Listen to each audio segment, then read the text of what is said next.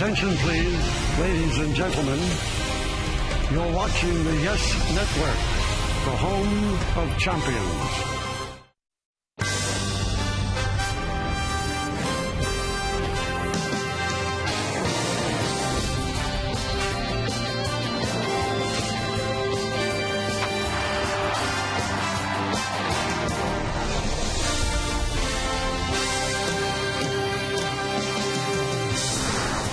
.95 degrees, high humidity here in the Bronx. Any way you can cool off, well, that's what you should be doing. The kids are standing in the sprinklers in the shadow of Yankee Stadium. Then they're walking in, and they're getting lunch boxes. It's Lunchbox Day here at the ballpark. As today, the Yes Network presents New York Yankees baseball. It's defending world champion New York Yankees against the Kansas City Royals in the third game of a four-game set from Yankee Stadium in the Bronx, New York. Hello, everybody, and welcome to Yankees baseball, along with Paul O'Neill and Ken Singleton. I'm Michael Kay. Yankees have taken the first two games of this series. Last night, it was 7-1, and this game really was decided in the first inning. Bases loaded. Robinson Cano comes up. Well, what else can you say about Robbie? I mean, offensively, he has done absolutely everything. He's hit for average. He's hit for power. He's done it all. Last night, he gets in a bases loaded situation in the first inning, breaks the game open very early. Well, Robinson Cano has had an electric-type season. The numbers, he's been raining hits throughout the season. Look at these numbers. .334, 18 home runs, 66 runs batted in, 67 runs. Slugging percentage way up there. And we might have another milestone today. 2 hits for Cano gives him 1,000 for his career. Now let's take a look at today's New York Lottery pitching matchup. Kyle Davies is going to go for the Royals. He's 4-6 with a 5.45 ERA. Sergio Mitre coming up the DL will make the start in place of the injured Andy Pettit, 0-1, 2.88. And Sergio spoke with our very own Kim Jones about making this start. The opportunity is given to me again like it was last year for at least the next month till Andy gets back. So just going to take advantage. I haven't really pitched this year. And when I thought I was doing pretty well. So just stay on the same page. Well, catching Mitre is going to be Jorge Posada. But yesterday was about a milestone for Posada. When we come back, Paul O'Neill will break it down and tell you about the august group that Posada joined.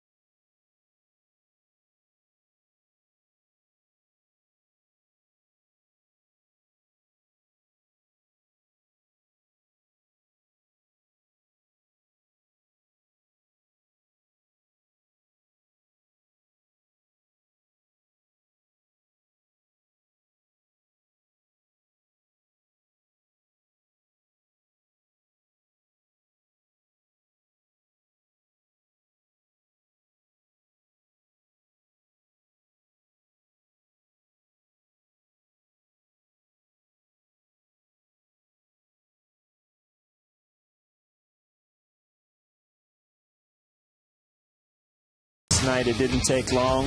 Jorge Posada looking for his 1,000th RBI. Robinson Cano on second base. He drills one down the right field line.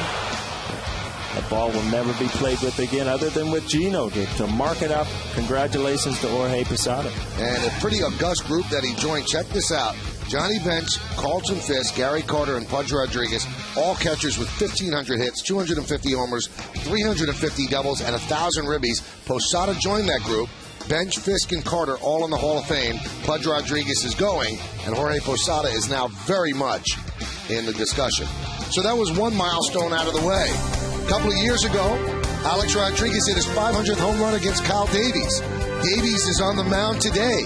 Can he hit number 600 against Davies? Stick around to find out next.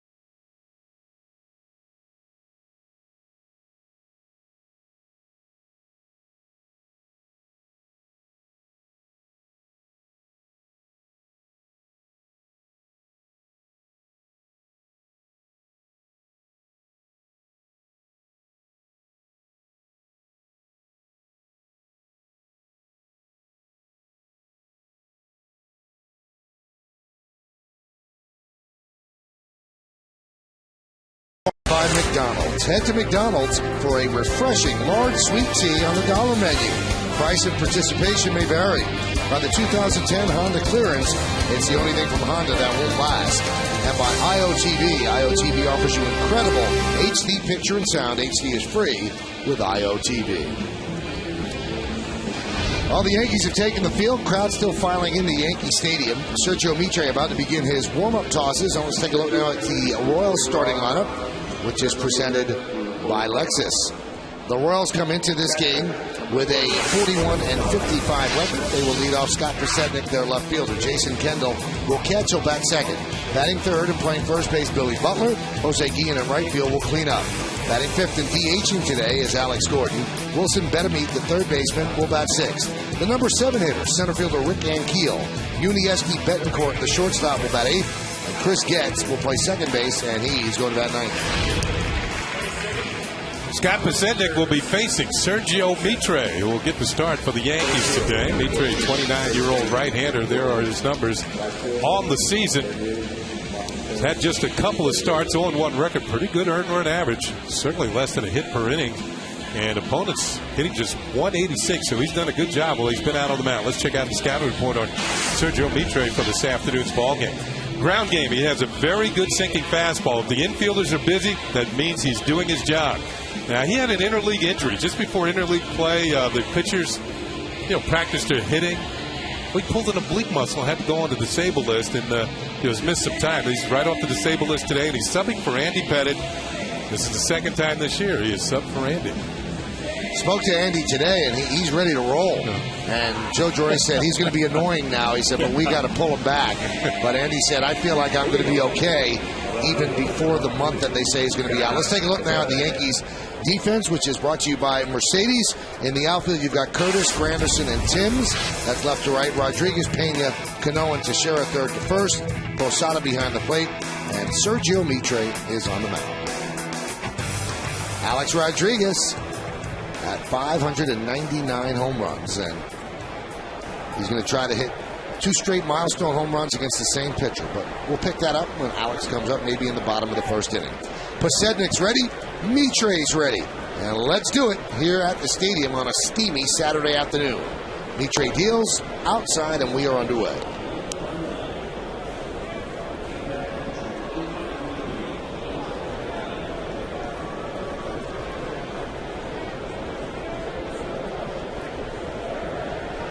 The 1-0. Now, they just announced that the game time temperature is 89. When Kim Jones was doing her report on the pregame show, it said 112 degrees on the field. Right now, it's 98 degrees. That's on the field. That 89 might have been up here in the booth. Could be. Next to an air conditioning vent. The 1-1. There's a base hit to center field by Posednik. Now, this is Paul's favorite part. Let's look at the official game time weather conditions presented by Bigelow Tea. Let's see what our numbers say. 93 degrees. Humidity is 52%. The UV index, that's important. I like that. That's a 7, which is high. And the forecast, hot and humid, partly cloudy. There are some issues with that weather forecast right there. What's your problem? Well, the humidity is a little high. The UV index is a little high. But you didn't throw the T-storms in there. So that's important. We'll take that. Here's Jason Kendall. Posednik, of course, is a threat to steal the pitches high. Is the UV index related to the SUV index? That's only if you have a sunroof. A sunroof. Okay. Thank you. See how I help you out up here?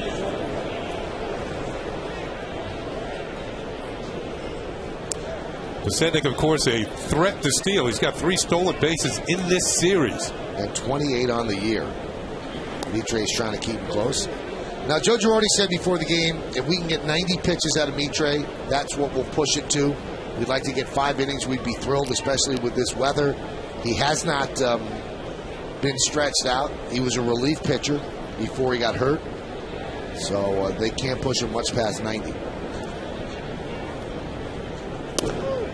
There's a strike, and now Jonathan Albaladeo pitched such a strong 9th inning yesterday with 2 strikeouts, 1, 2, 3.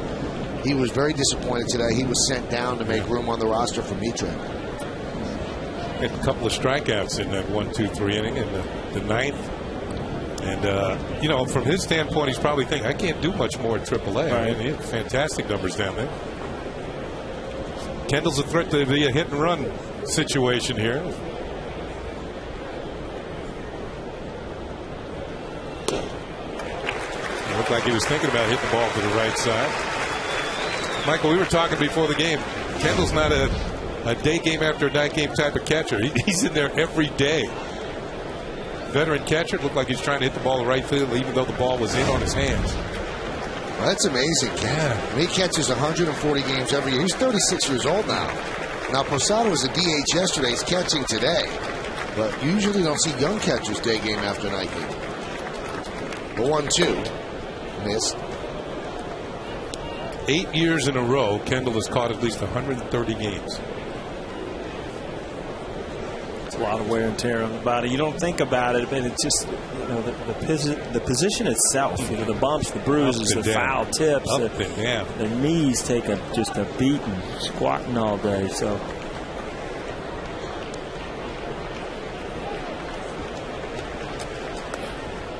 Just missing off the outside corner. Kendall's been around 15 big league seasons with 5 teams. He was a first-round draft pick for the Pirates in '92. His dad was also a catcher. Yep. And that was Fred Kendall. Yeah, Fred Kendall. And a 3-time All-Star. The '92 draft also produced Jeter, and we said earlier in the series that Kendall and Jeter have the exact same birthday, same year. Let's see if Posednik goes on a 3-2. He does. And the pitch is foul back. Talked about Mitre and what he needs to do to, you know, to be successful out there. And you see some of these swings that Kendall has. And when you see batters, you know, trying to aim the ball and trying to work the ball one way, this shows you as a hitter, you're not, you know, you're not scared of being overpowered. And again, you see him trying to push that ball to the right side, even in a 2-strike count. Trying to carve one over in a hole on the right side.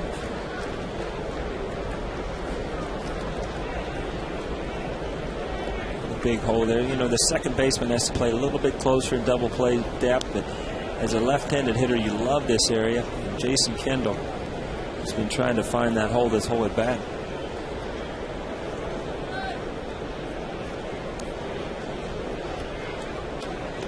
Marta goes again and punts the other way. You know, one reason why Cano is playing maybe even a little closer than normal, because Posednik has really good speed. And he's going to get down there and have a chance to break up the double play, even if he's not going. But on this situation, Kendall's a good contact hitter. Sednick, of course, has good speed. Royals trying to get something going here in the first inning.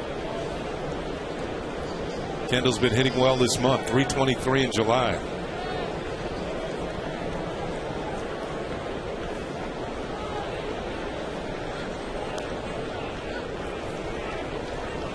Sednick goes again, and that one plunks Kendall.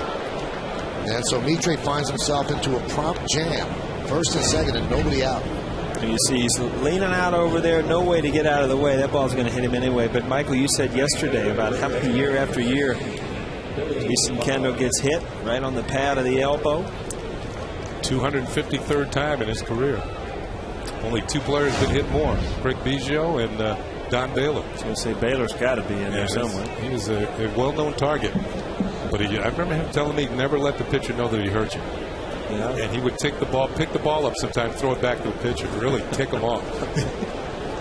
I used to do that in the backyard when my brothers hit me. I didn't toss it back, so you pick it up and just heave it at him as hard as you could.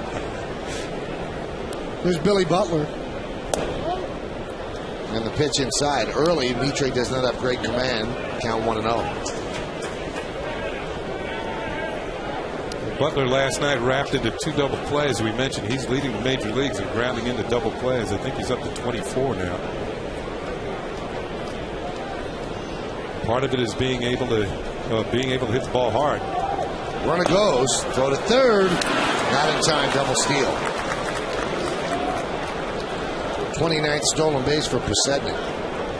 Again, I mean, we talked about it yesterday. Pasednik just does a lot for a lineup. Good, solid leadoff hitter. Knows how to steal bases. His third base is, to a good base stealer, third base is easier to steal than second at times because you get such a better lead. Now the Yankees will play the infield back. They'll give up a run on a ground ball. First base is open, 2-0 count on Butler.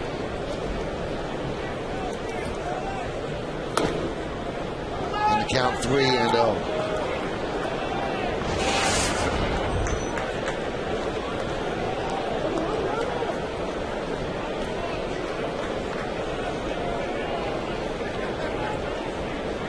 And on deck is Jose Guillen.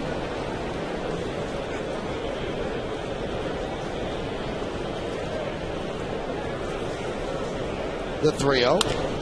He swings on 3-0, and Alex is coming home. And they don't get Pasednik. The ball dislodged from the grasp of Posada. The ball was there in plenty of time. But Pasednik scores, and it's 1-0 Royals. I tell you, if you look back at this play, kind of surprising. 3-0 with the guy struggling. He swings, ball's away. Georgie loses it on the tag. Definitely had it in time. Hey, he would have been out. You're right. A couple of things there, Paul. Swinging 3-0. It shows you Ned Yost once as young as we look at Yes Mo. And Posada, while he was trying to make the sweep tag, the ball actually came out of the glove, and Pasednik is in there safely. And Kendall moves to third. Butler's over at first.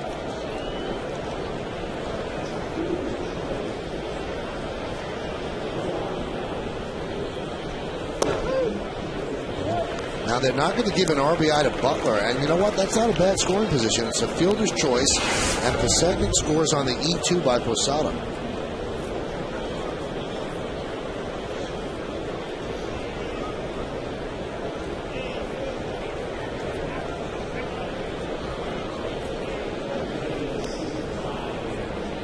And Alex Rodriguez gets an assist on the throw.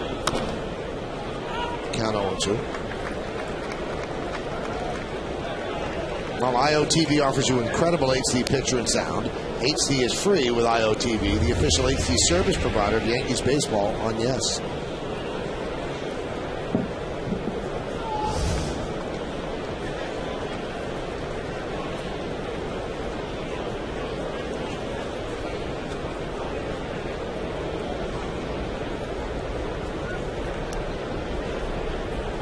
The 0-2. That one is driven into left center field. Giving chase is Granderson. He makes the catch. Tagging is Kendall. And the throw is up the third baseline. So it's a sac fly for Guillen. And it's 2-0 Royals.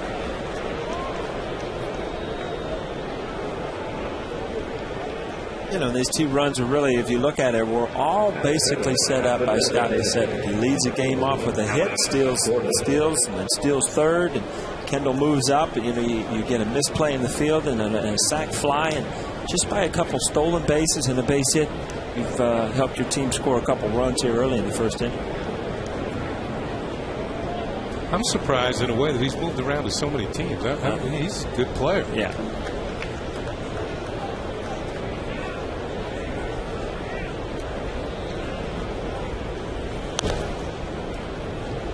Gordon takes pitch outside. Those numbers were formulated early in the year before Gordon got sent to AAA. His AAA numbers are a lot better. He was hitting 300 down at AAA in about 68 ball games. And when David DeJesus was injured here in the first game of this series, Gordon was on his way from Omaha to the Bronx to rejoin the Royals. You never hope for injuries, but boy, I tell you what, when you get that call from AAA that there's going to be an opening, you're going to get an opportunity to play, boy, you can't pack quick enough and get on a plane and get to the Bronx. That should be 2. There's 1. And there's 2. A 4-6-3 double play. But the Royals scored 2 runs on 1 hit, 1 error, and nobody left. Royals 2. Yankees coming to bat.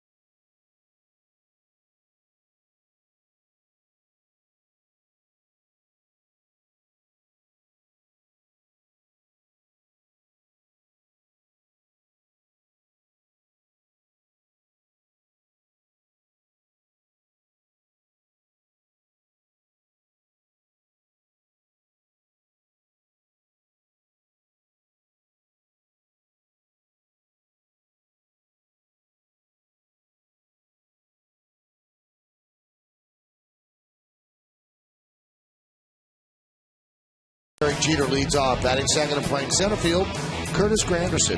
Mark Teixeira's at first base, he'll bat third. Cleaning up and playing third, Alex Rodriguez. Robinson Cano at second will bat fifth. Batting sixth and catching, Jorge Posada. Marcus Timms in right field, he's going to bat seventh. Batting eighth and playing left field, Colin Curtis. And Ramiro Pena gives the captain half the day off. He'll be the shortstop, he's going to bat ninth. There is the Royals starting pitcher. It's 26-year-old right-hander Kyle Davies, who's getting the start this afternoon here in the Bronx. 18 starts, 4-6 record. 3 of his 4 wins have come on the road, more than a hit per inning.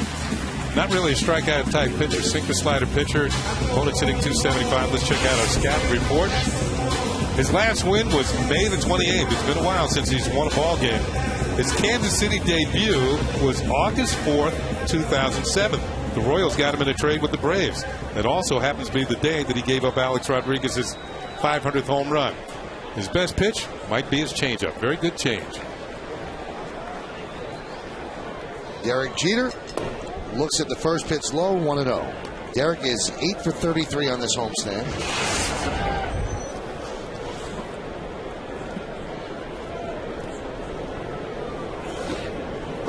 Yankees took 2 out of 3 from Tampa Bay last weekend. They split 2 with the Angels, and they've taken the first 2 of this 4-game set against the Royals. Yankees are 61-34, 27 games over. That's the high water mark for the year. Count 2-1. You can get to Davies early with that 7.50 ERA in the first inning. He has struggled of late.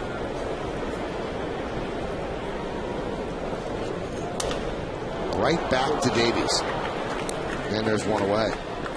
Let's check out the Royals defense, brought to you by Mercedes.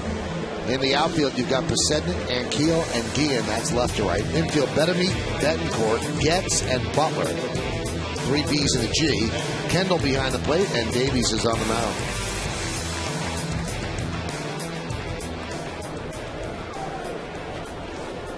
And here is Curtis Granderson.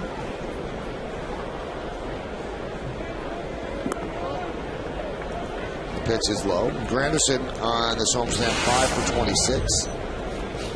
Hitting .239. So he moves up in the order. Joe Girardi's doing some things with Swisher out of the lineup. And there's seemed to be working. Last night he put Brett Gardner in the leadoff spot. He put Granderson in the second spot. And Granderson stops at second with a double. That ball got past Ian in a hurry. Granderson's got good numbers against Davies. That's another reason why he's moved up to the second spot. He's over 300 against him in his career. And you can see he just rips into this one. Had Gap City written all over it. Jose Guillen. Good thing that wall is there. He'd still be running. Remember the Little League fields where you hit one in the gap and the guys are just running, and you've already scored, you've already run, and they're still running after the ball. They're getting real small. Good hot summer day where that ball just wouldn't stop rolling. Pitch to Teixeira is low, 1-0. Mark on the homestand, 8 for 24. His average is now at .260. He's turned what looked like it was going to be a terrible season into a good one. He's had a great July. The 0-1. There's a strike. That double, unless he's somehow doubled off, means that Alex Rodriguez is going to bat here in the first inning.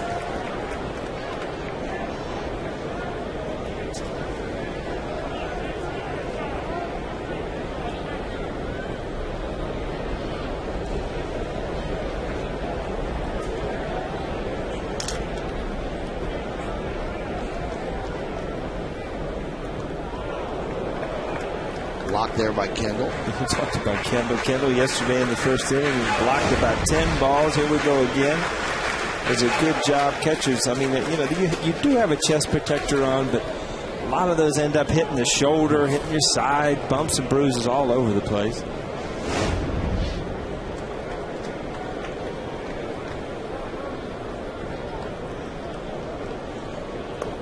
Check swing, did he go? Yes, he did, said Bill Miller. So Teixeira stares out there, and he is down on strikes. And he cannot believe it. And that's going to bring up Alex Rodriguez. Now, he has a history with Kyle Davies. A couple of years ago, across the street, he took him 28 at-bats, but he hit his 500th home run off Kyle Davies. Now, trying to victimize Davies again.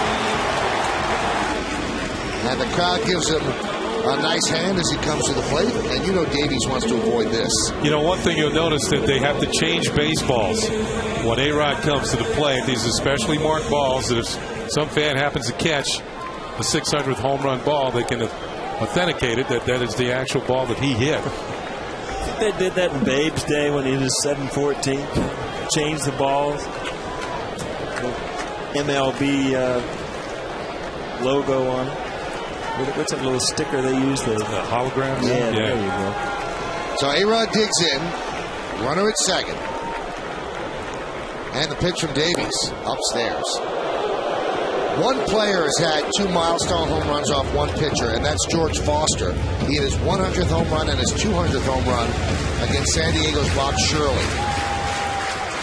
No other players had 2 milestone home runs off the same pitcher. So A-Rod trying to victimize Davies again. The 1-0.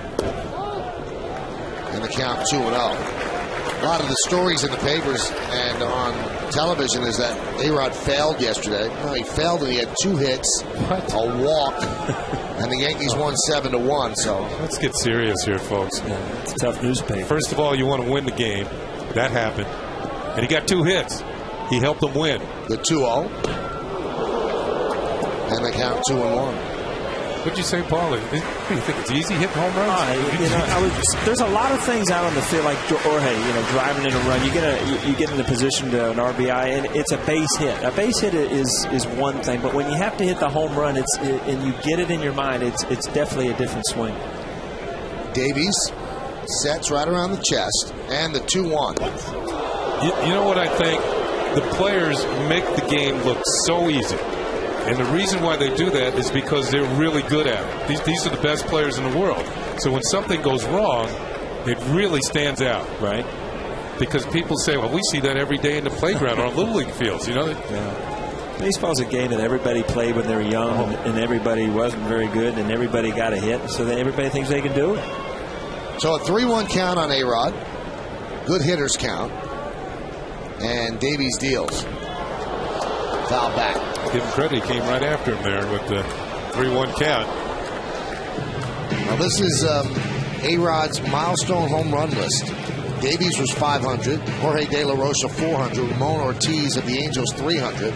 John Garland of the White Sox 200. Nerio Rodriguez of Toronto 100. And Tom Gordon on June 12th of 95 gave up A-Rod's first home run. That was at the Kingo when A-Rod was with Seattle and Gordon was with the Royals. So the Royals have been prominent on that milestone list. And the 3-2.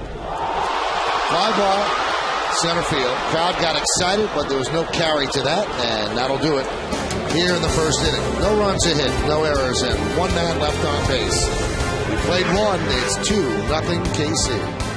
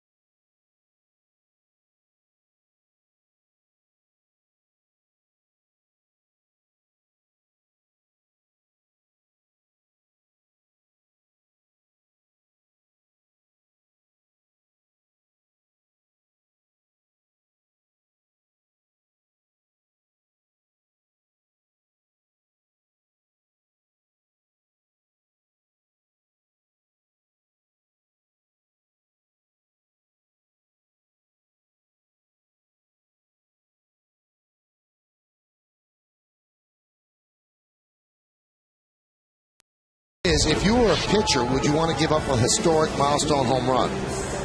You can text your vote to 58772. Standard text messaging rates apply. 1 yes, 2 no. Why would you want to? I guess you'd live forever, but that's an infamous way to live forever. I'd vote no, but I'd vote no too. Here's Wilson Bettamy against Sergio Mitre. Hey, while I have the time, a somber note. Long-time New York journalist, worked for the Post, worked for the News. Vic Siegel passed away yesterday at the age of 72 after a long battle with lung cancer.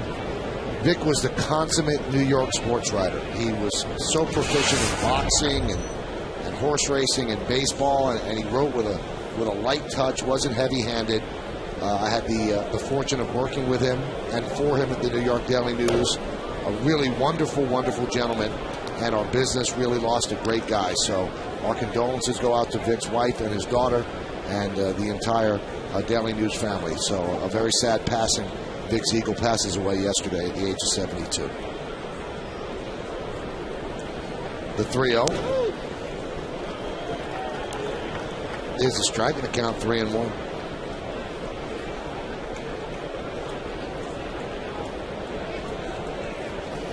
Two-0 Royals lead the Yankees.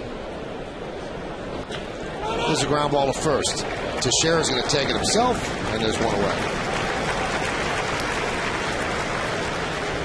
Well, they figured a way to get out Bettamy, right? Get him on the left side a little bit. Well, hits that ball pretty good, yeah. But once again, for Mitre's sake, another ground ball. And like I said, that's when he's going well, getting those ground ball outs. Here's Rick Ankiel.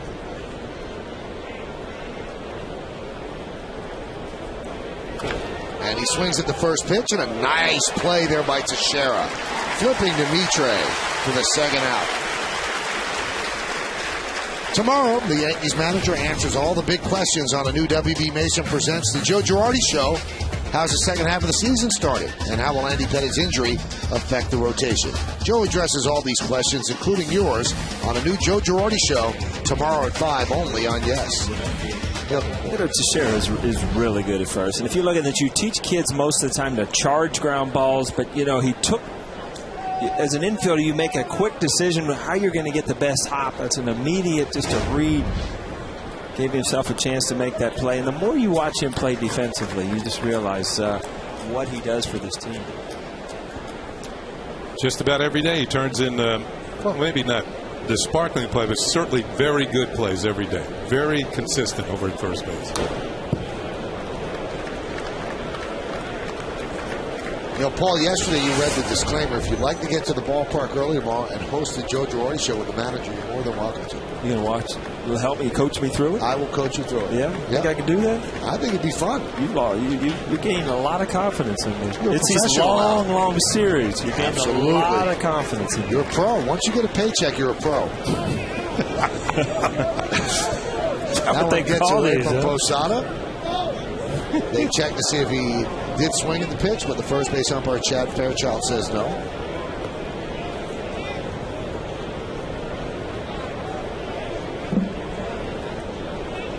One of those lemonade days. You guys do that here? Lemonade? The little kids like set up on the corners, neighborhoods, and sell lemonade. Well, kids in New York set up corporations. I figured something was just a little bit different. They sell shares in the whole thing. The 1-2. Hedge funds. Count 2-2. Betancourt's not the type of hitter who's going to walk very often, so you get a feeling he's going to swing at one. Something that's really close. He's only walked 10 times all year. The 2-2 to Betancourt. Grounded to A-Rod. Tough hop right in the breadbasket. Stays with it. And a 1-2-3 inning on 3 ground balls by Sergio Mitre. That means that his ball is sinking just like he wants it to. We go to the bottom of the second inning. The Royals lead the Yankees 2-0. You're watching Yankees baseball right here on the Yankees Entertainment and Sports Network.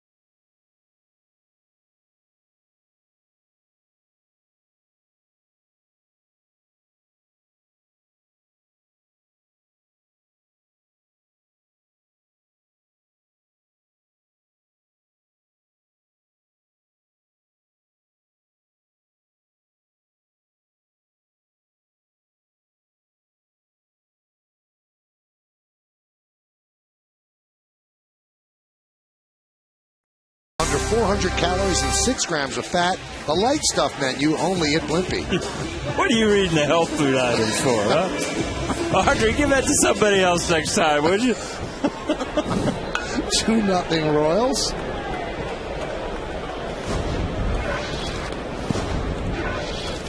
We've got Robinson Cano leading off. Kyle Davies worked the scoreless first inning. Cano 2 hits away from 1,000 for his career. He had the big blow in the first inning yesterday with a bases loaded double, clearing the bases.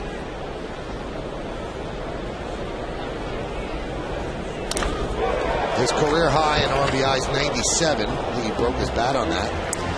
You know, one he's thing ahead of that place. Sorry, Michael. One thing you notice when Cano comes to the plate, that the fielders are almost stationed where they should be. If you're just putting fielders on the field, and you can see his hits by season. Last year, 204 hits. But everybody's just about straight away. It tells you what type of hitter he is. He's tough to defense because he can hit the ball anywhere. So everybody's straight away on the field, which means the outfield gaps pretty big. Infield gaps pretty big. You know, every once in a while when you were hitting and you were going through slumps, and you look at that overhead view at all that open grass, you figure you could just, figure what, can I see that right? Yeah, sometimes when you're hitting, these are the fielders. And when you're 0 for 19 or something like that, you go up to hit, and this is what it looks like. They're everywhere. You ever hit like that? They're everywhere. And they have 2 gloves on. Yeah.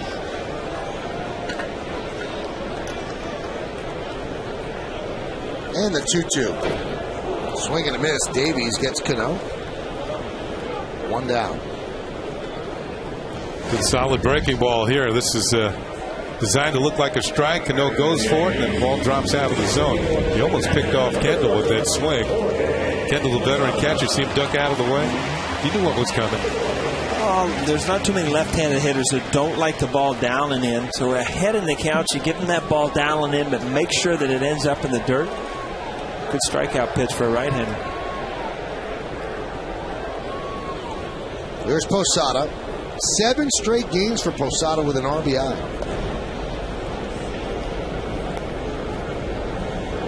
Count 1-0. And that 7-game RBI streak matches the second highest in the majors this year. Jorge Cantu had a 10-game streak to begin the season. Once popped up, bet a meet, and foul territory makes the 7-0.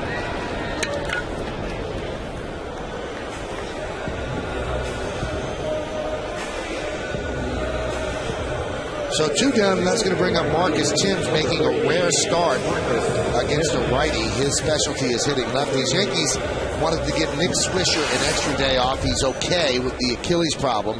And Brett Gardner, at last check, is in the hospital. He had some problems yesterday with food. He has acid reflux problems. And that's going to be a base hit if it stays fair, and it does. It hits the bag. Infield single for Marcus Timms. That's a beauty right there when you can roll it down the line and it stays fair. Most of the time it'll roll foul on you. Again, as a hitter, you're just running down there just hoping you get a good break. Yeah, it's hard to believe a swing like that, that powerful, produce that type of hit. Usually you see Tim swing that well. The ball's going 400 feet. This time it barely makes 90 feet, but it's a fair ball, and he gets himself a base hit. He's 1 for 1. There's Colin Curtis.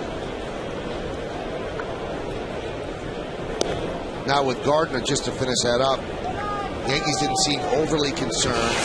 They're just running some tests at the hospital right now. It feels like there's a piece of food lodged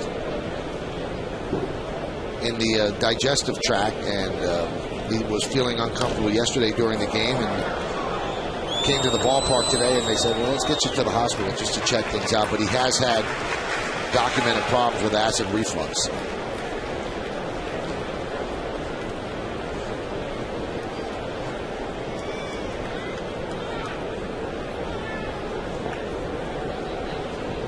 Colin Curtis, 4 hits in his last 6 at-bats, hitting .290. A home run and 7 ribbies. And this is a rare treat for him, getting 2 starts in a row. And that makes you a better pinch hitter as well, because good managers try to get their bench players starts every now and then, because if you just ask them to come up and get a hit, if they play once every 10 days, you're asking a little bit too much of them. There's a ground ball to short. Betancourt will fire to first, and that will do it here in the second. No runs a hit, no errors, and 1 man left. We've played 2. It's 2-0 Kansas City.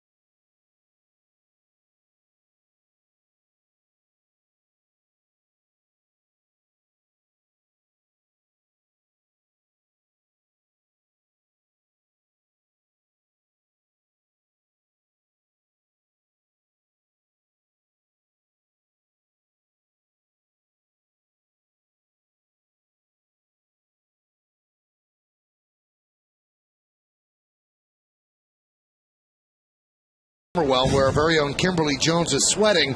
Kim, how hot is it down on the field? Well, it depends who you ask or which thermometer you ask. The bootleg one on the other side is wrong. This one says 112, Michael. It is in the third base camera well. It has said 112 all game, according to the terrific grounds crew. The one on the other side says 102. I can't explain that one. It's not that cold. Maybe it's just cooler on the other side. Who knows? Maybe. You're not over there, though. No. Oh, nice. Huh? See what the hot weather brings out? Pitch that Chris gets is up and away. Any precautions at all with the heat, with the Yankee trainers and the Royals trainers as well? Well, they're obviously taking precautions in terms of drinking fluids. Trainers for the Yankees, Gene Monahan and Steve Donahue, are all over it, making sure the players are hydrated. I talked to Jabba. He said, yes, they're drinking water out there. He said with those windows out there when the sun comes in, it does get really steamy, and it's steamy everywhere you go here. As for Kansas City, they're kind of used to this in Kansas City, Michael. This is Midwest humidity and heat, but I'm sure they're drinking lots of water in their dugout as well. Now, one guy who was supposed to be on the mound is Getz dribbles one slowly back to the mound. Mitre fires to first and just gets Getz for the first out. As Andy Pettit was supposed to start this game, and the injury put him on the DL. What are the thoughts on Andy right now? Well, first of all, Joe Girardi says Andy was telling him last night during the game he feels so good that he wants to get back out there, and Joe said, hold on, partner. Be patient. Once you get back out there, we don't want you to re-injure this groin. He also says that from time to time, yes, Andy's going to drive them nuts. Andy says that on Monday he's headed to Tampa, where he will increase his rehab. He's already played catch, Michael, and that's a very good sign just a week out. He says as soon as he can throw long toss, he'll feel even better because that way his arm strength will be maintained as his leg heals. Scott Pasednik with an 0-1 count. I'm watching you, Kim, talking, and you've got the thermometer in your lap. You almost look like one of the characters from Toy Story, Thermometer Girl. I like that. I like that. It's 113 now. You got hot hands. All right, those two away. How about Brett Gardner on a serious note? Last we heard he was being examined in the hospital. What are you hearing, Kim? Yeah, Brett has had acid reflux since he was a teenager, Joe Girardi revealed to us today, and it flared up last night. He played through it. Apparently he ate a piece of meat in the clubhouse that led to the flare-up. This morning, Brett went to the hospital. Joe thought he would be back and possibly available today. Jason Zillow told us about an hour and a half before the game that was not the case. Brett is undergoing tests, and he's not expected at the ballpark today. But Joe did emphasize to us, Michael, and you were there as well, Brett has dealt with this for years now. He's not necessarily concerned, but they are addressing the issue. I will continue to monitor that. Can't really get back up, and it's cooler up here. And we'll talk to you a little bit later on. 114, Michael. Thank you. 114. Count 0-2 on Kendall.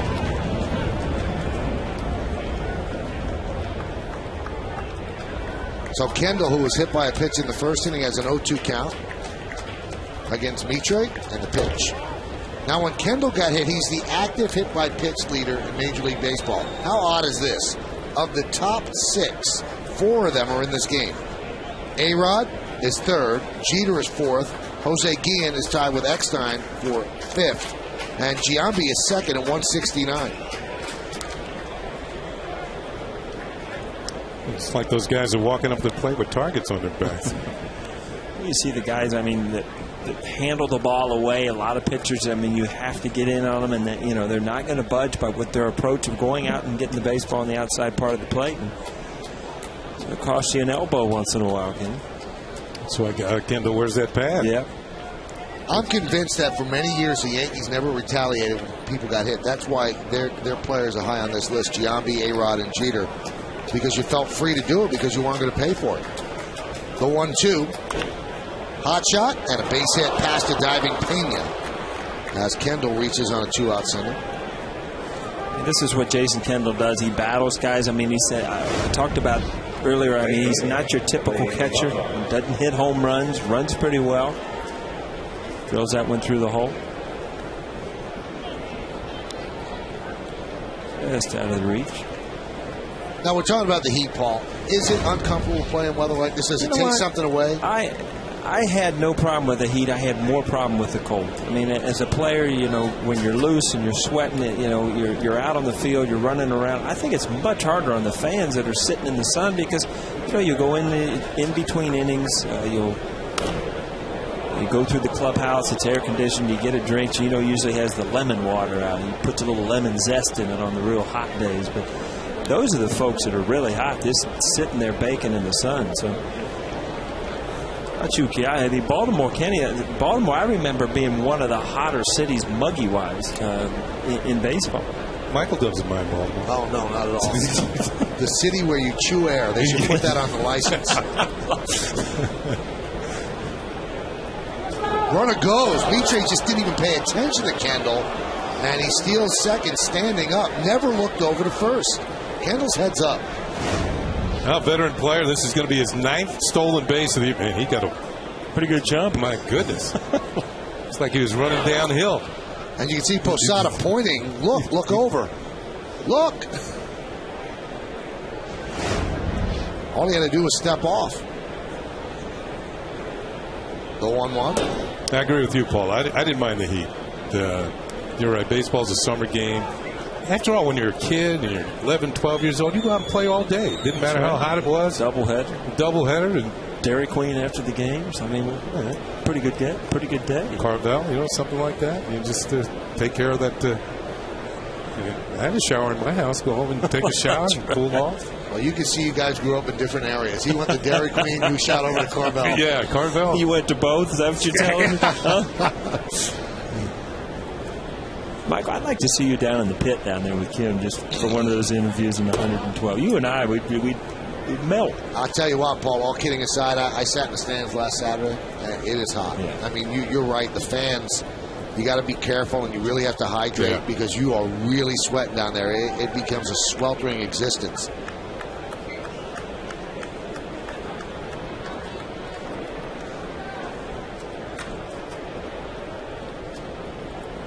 And the 3-1. There's a base hit to left field.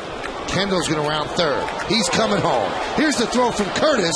It's up the third baseline. Butler's going to second. The throw not in time. See that walking steal? The Yankees paid for that. As Kendall scores on the single by Butler, it's 3-0 Royals. Curtis comes up with a throw. A little high. Couldn't be cut. Good read. See ball hit hard. Obviously, with 2 outs, you're going to take the chance. This ball, you see, A-Rod can't cut that ball. He continues to go to second, and again, you've got another runner in scoring position. Butler now has himself a 7-game hitting streak.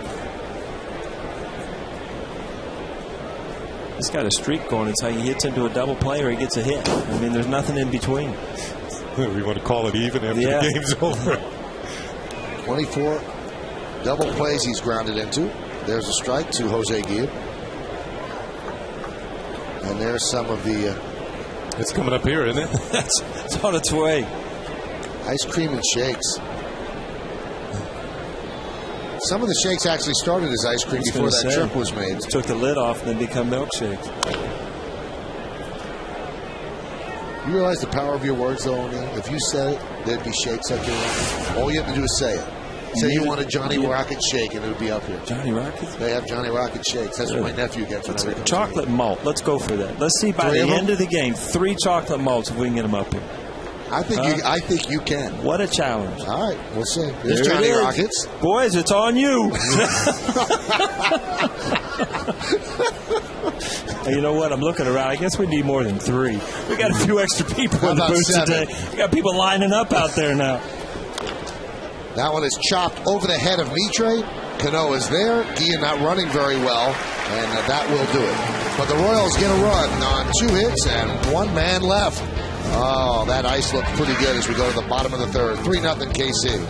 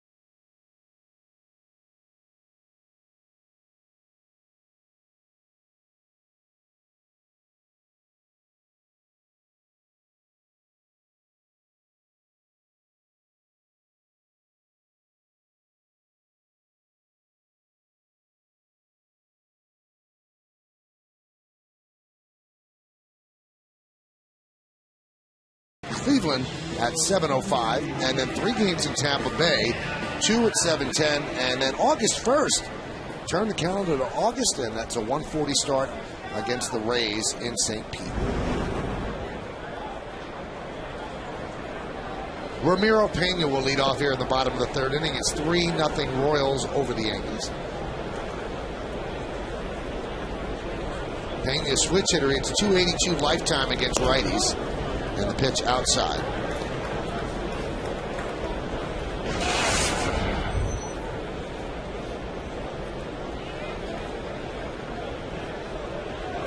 And the pitch. Look out. Ooh. And got everybody's attention in the Yankee dugout. Nick Johnson. Nick Johnson. Nick Johnson's hurt. Get out of the way.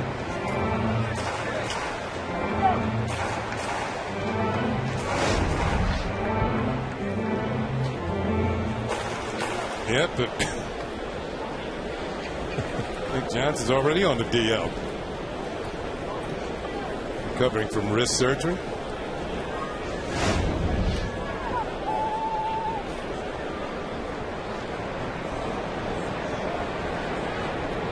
There was a time, and it wasn't too long ago, Paul was on the Yankees when they didn't have that fence in front of the dugout. Hard to believe. Ground ball to second, gets Pena. Remember Vero Beach, the spring training? Yeah, that was scary. Just 2 benches out there. No screen, no dugout, no nothing. Roof. Yeah. Nothing. That's where the Dodgers trained for all those years. And if I'm not mistaken, Kenny, you can correct me, it's now vacant. Nobody took over Dodger Town. Exactly. For a while, they thought that several teams were going to fill that slot and move into Dodger Town. I mean, it was already built complex, and didn't happen. And that What was a great place. Yeah, it was one of the hottest dugouts, though. I mean, just... Well, that's where we said there's no dugout. You were just on a bench out in the middle of the sun. Well, the Dodgers wanted it so the fans could be even closer to the players. You know, just come up and get autographs during the game. It was dangerous, too. Forget about hot. Yeah, that was not one of my favorite road trips. But you know what was neat about that place? You really felt like you were going back in time. Yeah. Like if you were walking on the grounds of Dodgertown, that you could imagine Jackie Robinson there and all the great Dodgers from the Brooklyn days. Not Snyder, much changed, yeah. And the streets were named after the Hall of Fame players. The 1-1. He has a good breaking ball. He went over his changeup in the pregame. I mean, he's thrown a couple good breaking balls to lefties for strikeouts. That ball missed, but good break on it. The 2-1. Grounded right back to Davies for the second time. Jeter's out on the 1-3. And 2 outs. 1-3, that's not a fun thing for a hitter. You have high hopes when you hit it back up the middle, but as soon as it doesn't get by the pitcher, a good feeling. Run that ball back in on him. Jeep tries to shoot it up the middle.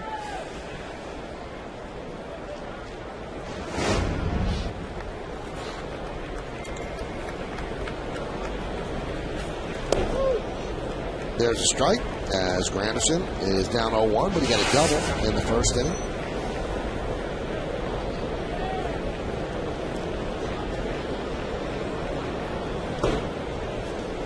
Backhand scoop there by Kendall. 3-0 Royals as they're trying to pick up a win in this series. Yankees won the first 2, 10-4, and then 7-1. And the pitch. Strike. You're right, Paul. He's using his breaking ball more than the changeup. He threw one changeup to Derek Jeter during that at bat. That's good news. Brett Gardner is back in the dugout, so released from the hospital. That's obviously a good sign, so good that Brett is back. Count 2-2. Yeah, Joe Girardi said he thought he might be available to him today, later on in the ballgame.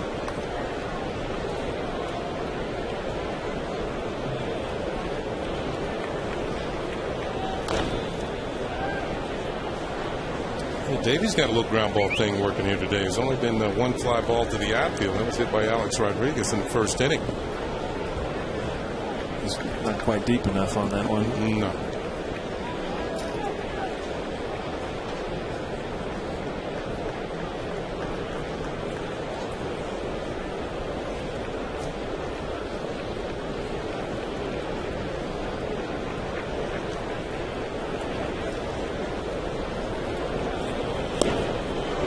swing and a miss, and Granderson down on strike. So the Yankees go down in order on a very hot and steamy Saturday afternoon here in New York City. The Yankees trying to stay cool, but they're hoping that their bats heat up. We go to the fourth. As that sort of day, it's 3-0 Kansas City.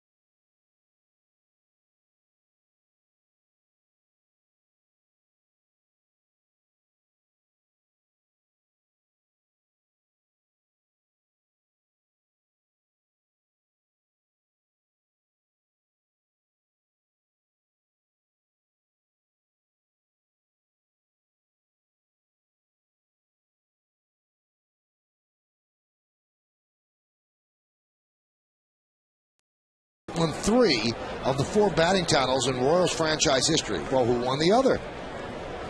You know? You know? We'll find out in the bottom of the fourth. I'm going to give this one some thought. I don't know. I think I do.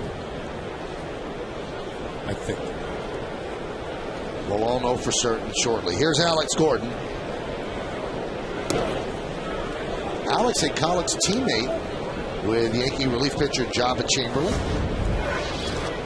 I know that one of the batting titles that George Brett won, he beat his teammate Hal McRae by about 1 point, 1 or 2 points. We had one, I don't know what year it was, he had that chase at 400. Yeah, he ended up in the 380s, didn't he, that year? I think he had 390. Yeah. Pretty good Jabba. Need some housekeeping. It's like me, taking out the trash. Home, you know? I think he was about 3 or 4 hits away from 400. You talk about a feat. That was 1980. He just hit and hit and hit.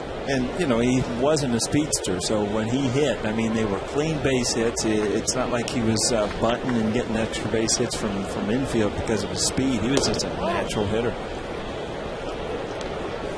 Alex Gordon with a leadoff walk here in the fourth. Got to keep a close eye on the pitch count for Sergio Mitre. 55 pitches, and he's going to max out at 90. Now, Paul, when I went home yesterday at the game, you would think that I'd just go right to bed, right? But I knew that I would never think that Sergio Mitre was starting. So I said, a little homework? Yeah, I said, you know what? I wonder how many players in Major League Baseball actually had the name Sergio. So I looked at every player who ever played the game. And Sergio Mitre is only the 6th player to ever have the name Sergio. And now he's just given up a double. Because of that? I don't know. Betemeet with a double, and Gordon stops at third. Yankees have had a hard time with Wilson Betemeet in this series. I'm not going to lie, Michael. When I went home last night, that thought didn't enter my mind. Called homework, bud. Well, it entered mine just now. And I know there's a Sergio Robles. As we took his pitch is right down the middle. And Betemeet in this series, if you throw it right there, he's going to hit it hard. And this one's in Gap City. And Gordon's going to stop. Whoop. Stop at third. He was thinking about scoring. That's a good thing. Yeah, there's an art to that third base coach. There's a timing mechanism when you're rounding third, and you know they don't do it intentionally, but some of the third base coaches all of a sudden you think you're going to score, and they'll throw those hands up, and it's just too hard to stop.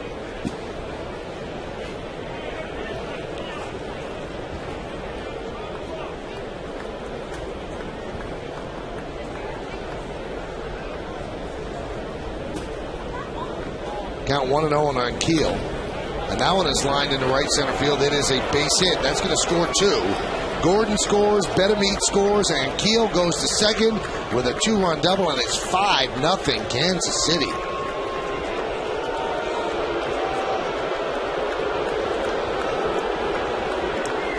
She checked the location of this pitch as well, and you can see it's pretty much a thigh-high middle. And then Keel, not quite as far into the gap, but he's hustling into second. He's got himself a double.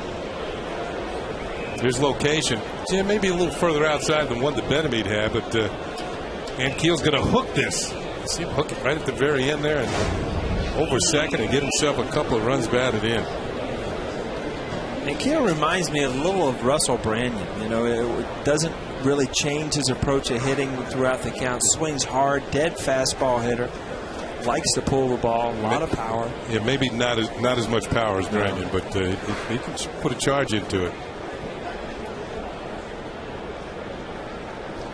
So picks up his 10th and 11th runs batted in, and Dustin Mosley warms up for the Yankees.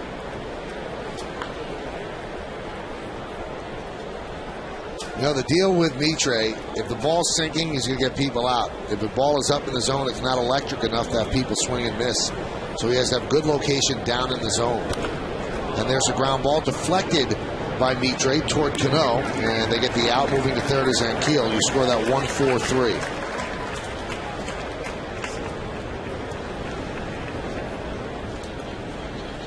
Well, traveling this season, take the Yankees with you. Subscribe to MLB.tv today to see every Yankees game live or on demand on your computer. Visit Yankees.com to order and get more details. MLB.tv. Baseball everywhere. Well, the Yankees bring the infield in with Chris Getz at the plate.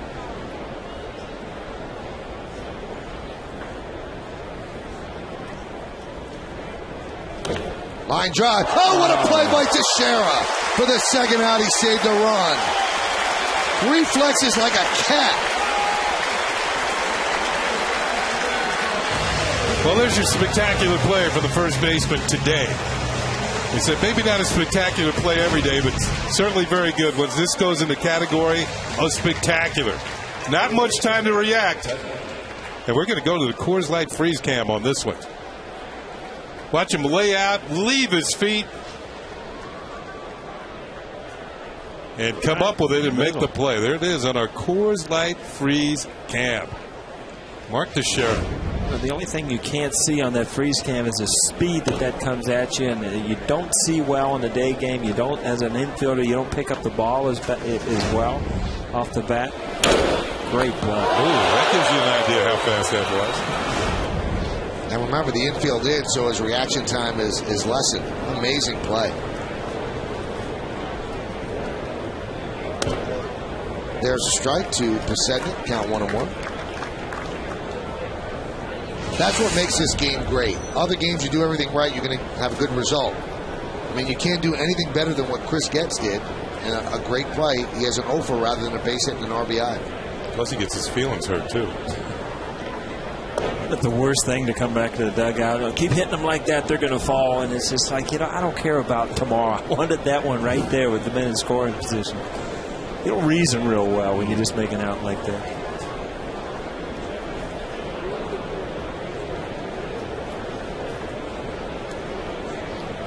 The 2-1. Grounded foul. Coming up in the bottom of the fourth inning for the Yankees, Teixeira, A-Rod, and Cano. So Alex will have another shot at 600.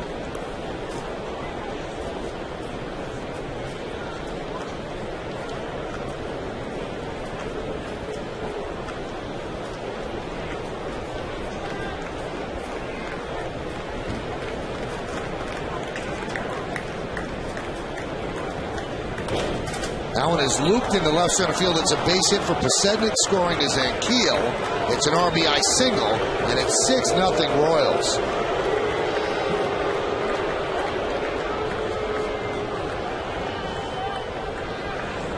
And they're checking to see if Mosley's ready in the outfield. Again, Bisegner, we keep talking about it. I mean, he's a true leadoff hitter. He's pulled some balls. He just fought that ball off. Just enough to get it over Pena's head. Played another run.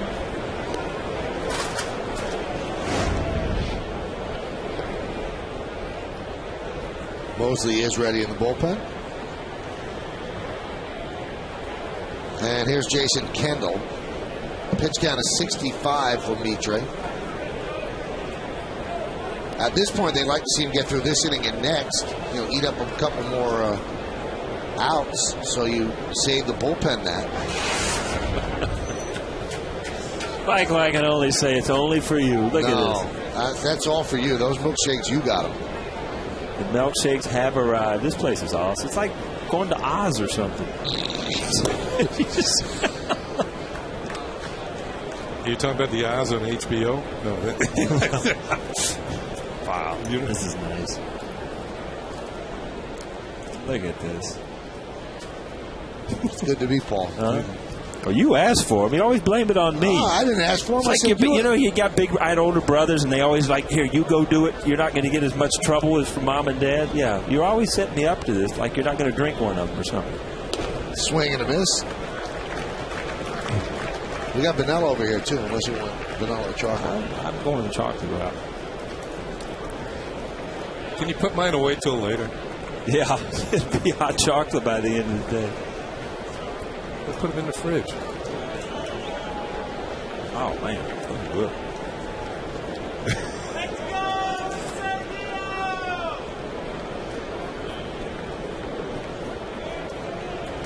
Swing and a miss. Kendall down on strikes. But the Royals scored 3 runs on 3 hits and 1 man left. Alex Rodriguez due up second in the bottom of the 4th as he attempts to hit his 600th. Yankees down 6-0.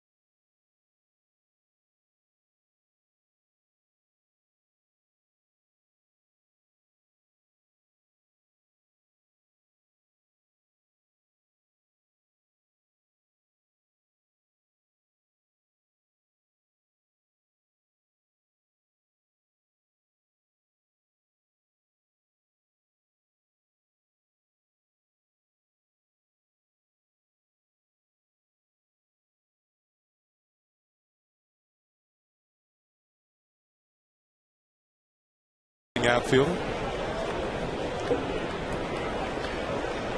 Well, the Yankees have themselves a nice little deficit here. As they will try to climb out of a 6-0 hole, bottom of the 4th. That one's drilled deep to right field.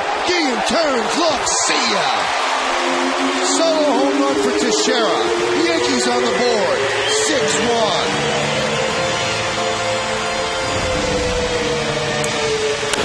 Out over the middle of the plate. Teixeira swinging the bat much better as of late.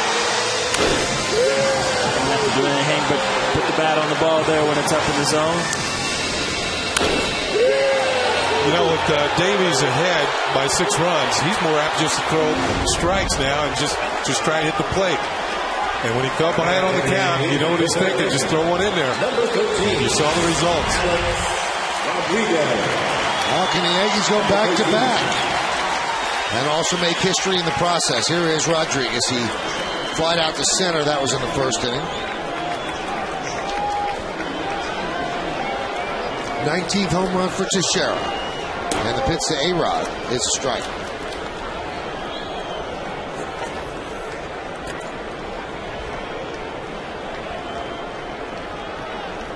Well, right after him last time, I mean, sometimes as a pitcher, you'll take it as a challenge and just I'm going right after this guy, not going to pitch around him.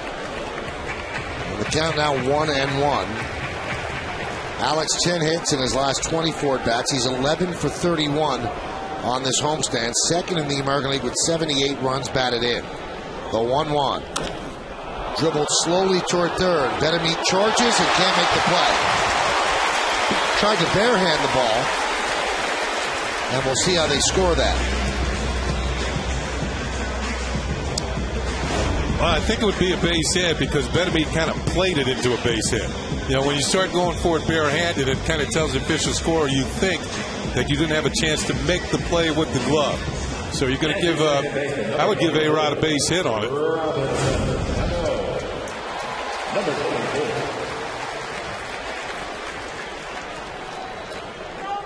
It looks like it's a hit, isn't it? It is a hit. Yeah. Now here is Robinson Cano.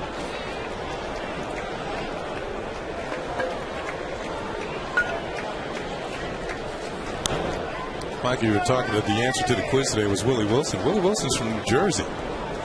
And he was out of high school one of the best football players in New Jersey. Scored 50 touchdowns or something his senior year. And he was supposed to go to the University of Maryland. And the Royals had drafted him.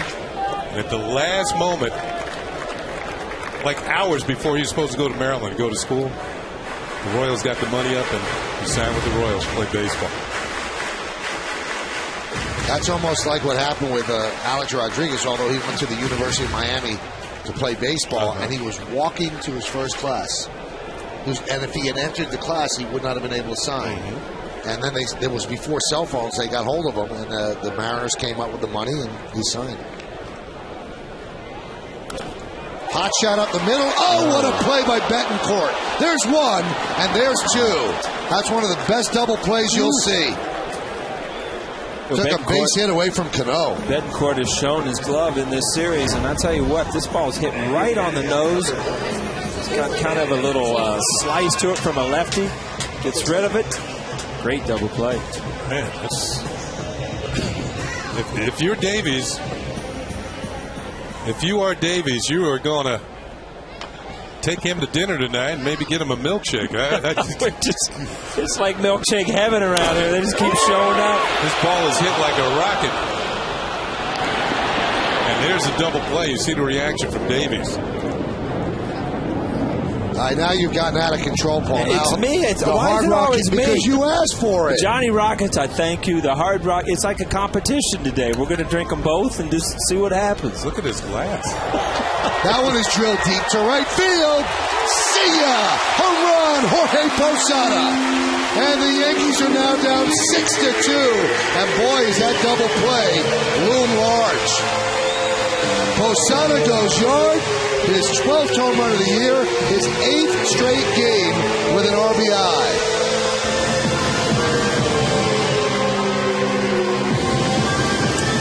You can see Betancourt there with the remnants of the infield on his jersey, and that was a big play. That ball stays straight, no sink to it. Georgie knows he got it. See the hit on top of the wall there? Yep, looked like it got some wall. A little paint scraper on that one, but he'll take it. Now, Yankees right back in this game. Here's Marcus Timms. And that's popped up and out of play on the right side. The only question was, did he hit it high enough? Had a little top spin, hit the top of the wall, shot up into the stands.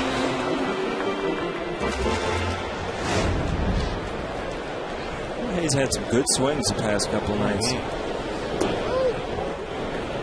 There's a strike count 0-2.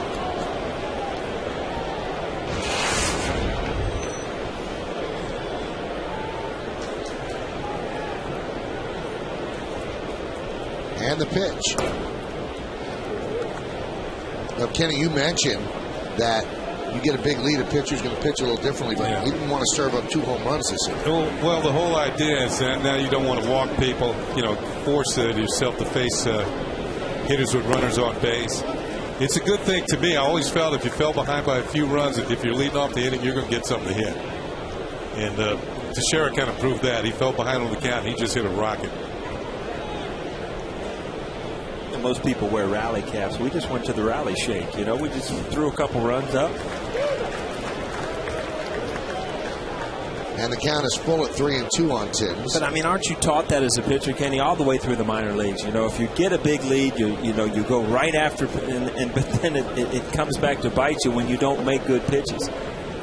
There's a big difference of throwing good strikes and throwing strikes. Strikes down the middle of the plate are going to end up in the seats. And that one is a walk to Timms. Especially when you're facing a better hitter than Teams.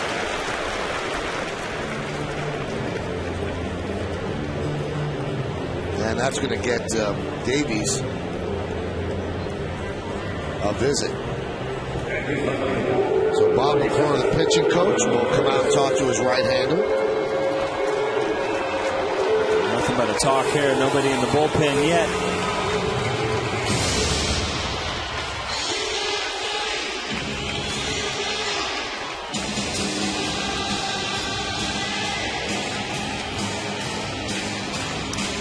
Kind of settle him down a bit. Ned Yost, who took over. Trey Hillman fired earlier this year. And the Royals actually got a spike. They start playing a little better under Ned Yost. We've mentioned the fact that they can hit. They got a pretty good hitting team. Very pesky. Maybe not the power that some of the higher run scoring teams have, but they really need to improve their pitching. And that's why it might have been the reason why they made a deal for Sean O'Sullivan. He beat the Yankees early this week. They went out and got him. He'll be pitching tomorrow. Davies deals to Curtis. Swings at the first pitch and lofts it to left field deep. Resednik back, still back, and he makes the play for the final out. But the Yankees get back in the game. It started with Martin Teixeira's home run into the seats in right. Then Alex Rodriguez with an infield single, but a great double play started by Betancourt. And their next batter, Jorge Posada, went yard. Now it's 6-2 Royals.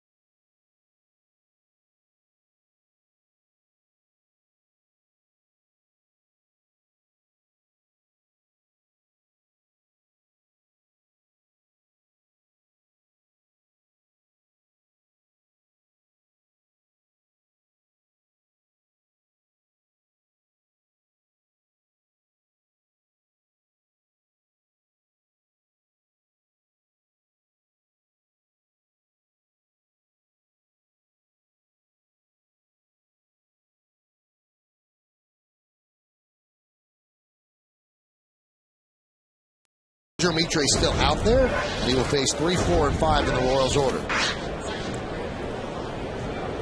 Rob's been playing solitaire all weekend. Yes, he has. Sitting there. He's shading himself from the sun.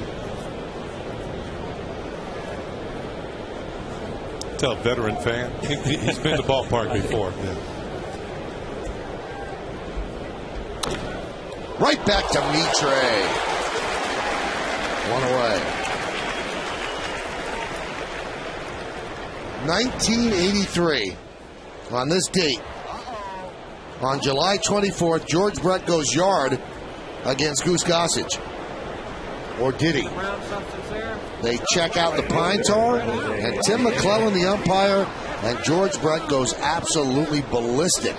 He cannot believe they're taking the home run away from him. Whoa, man. You just feel his intensity. And Michael, you were talking about the old Yankee Stadium, and you saw how easy it was to run from the dugout straight to the field with no fence in front there. And here's how it turned out after the August 18th resumption, when I believe Ron Guidry was in center field. And Quisenberry with the save. That one's driven deep to left field off the bat of Guillen. See ya! Oh, what a shot into the second deck. A solo home run for Guillen, and it's 7-2 Royals. That is a monster home run by Jose Guillen. We talked about this. It's the one guy in their lineup that has this type of power, and I don't know, Michael, that's the first ball I've seen in the second deck. Have you seen it more than that this year? No, not yet. That is his 16th home run. He's the only player on the Royals in double figures in homers. And that's the last pitch that Mitre is going to throw. So after 72 pitches, Girardi's going to take the ball from Mitre. He's going to go to Mosley. And there's one out on the top of the 5th inning after this swing.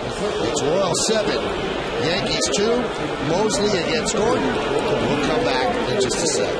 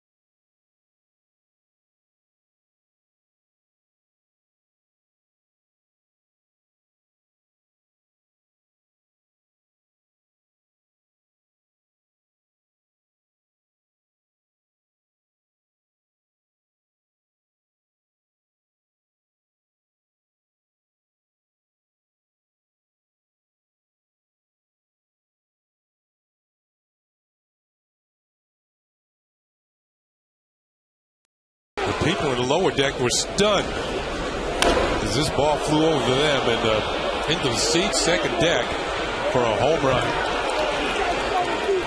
You're sitting in that second deck, you don't expect the ball. And then the guy ends up throwing it back on the field. I don't know. It's probably flat. This call to the bullpen brought to you by AT&T. Rethink possible. Dustin Mosley will take over. You're a little upset if you're a little kid and you get a home run ball and your dad chucks it back out on the field. A little bit, yeah. This will be the 4th game for Mosley. And he deals to Gordon a strike. Mitre went 4 1/3 innings, 7 hits. 7 runs, 5 of them earned. The 0-1. Count 0-2. It's very difficult to see if Mike Riley's calling a strike when you're behind him, and I don't understand why Major League Baseball has him do that. He pushes his hand forward rather to the side where nobody can really see it. And he does it all the time. Yeah, Riley's been around a very long time, though. He was actually umpiring when I was playing, so you know he's been around a long time. And that's the way he's always done it.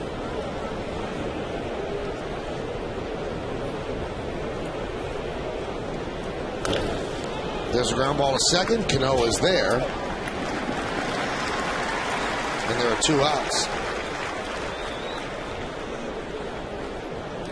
Mosley's another pitcher that you're looking for the ground ball. If his sinker's working, hits the grounders, he'll be okay. Not really overpowering.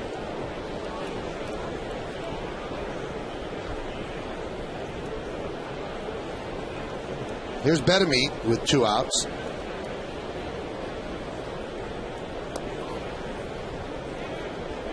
And the count 1-0.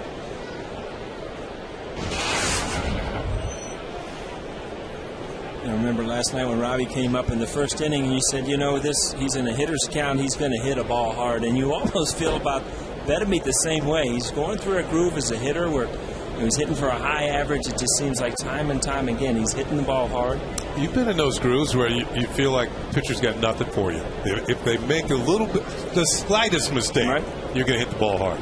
Recognize the pitch very quickly when things are going well. Fastball, curveball, you adjust very well. Fun time to go to the plate.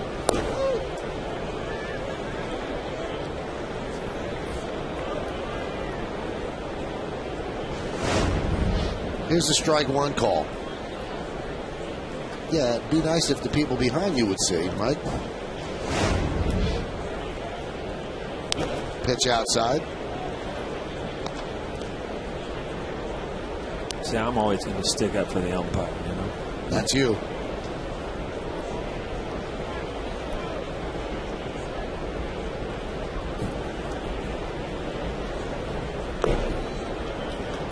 And Betamete works a walk.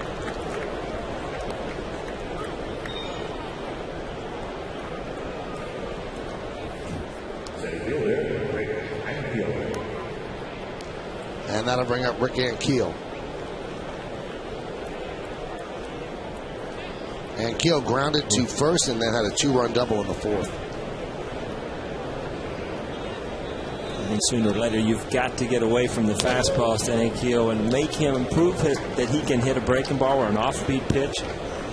Every swing he's had in this series, it has been a good swing, has been off a fastball.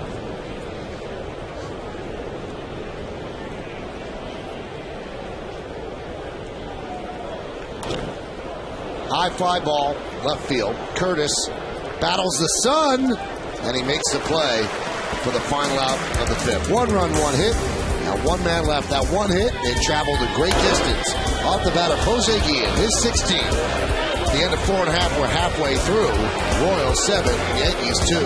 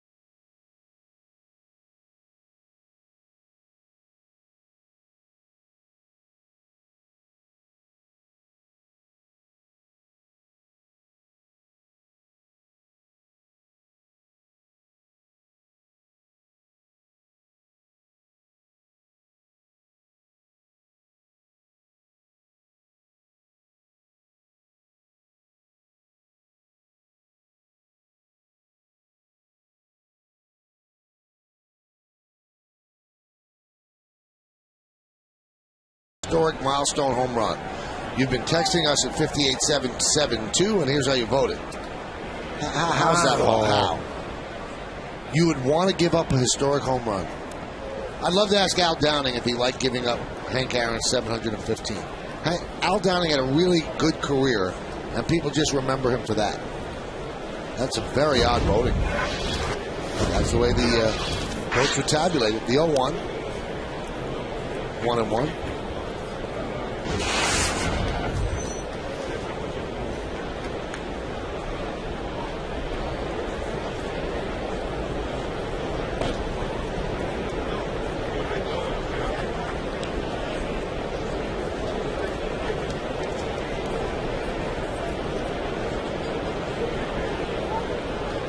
Again, Davies comes out here. They tacked on another run. It's important for him from the Kansas City standpoint to try to keep the Yankees at bay because, you know, if you get the Yankees going in the bullpen that the Kansas City Royals has been having trouble throughout the year. So it's important for him as a starter to know that, you know, if you want to win, you know, it's your job to, you know, throw up a couple more innings. Keep that lead. The Yankees have more innings of 4 runs or more than any team in baseball. Grabbed there by Butler. He bubbles. And Pena beats it out. Pena got down the line quick. Butler, you can see, kind of losing his balance and kind of rushed the throw and figured out he had to throw it a little harder than he wanted to. See, he's almost falling over. Thinks he has more time and threw an absolute bullet over there. When Butler first came to the major leagues, they were looking for a position for him, and they had a feeling that he was eventually going to become a first base. Look at this as Yesmo. His feet kind of get tangled up. Did he step on his own glove? He might have. Forces him to the turf here at Yankee Stadium, and then he really had to hustle because Pena was getting down the line.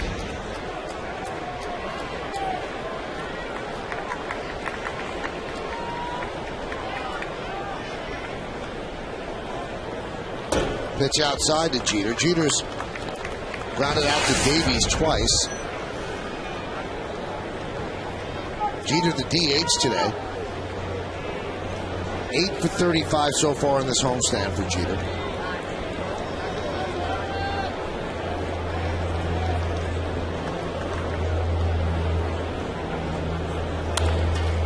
This could be a double play. There's one. And there's two. A 4-6-3 double play on the bat of Jeter. I don't know if you're going to be able to talk Jeter to get back into that DH role very often. These are the days when you're DH and they're very frustrating. First two at bats, ground out to the pitcher. And you come up in that situation there and hit in a double play. Then that DH role gives you that much time just to sit and do nothing and think about your hitting.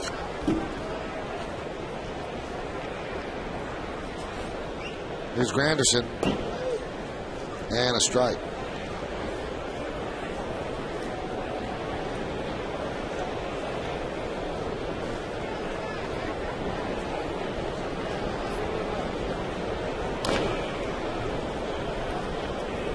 Oh, right through the hands and through the legs of Mick Kelleher. A rare misplay.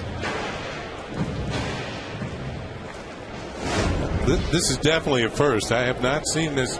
Whiffed it.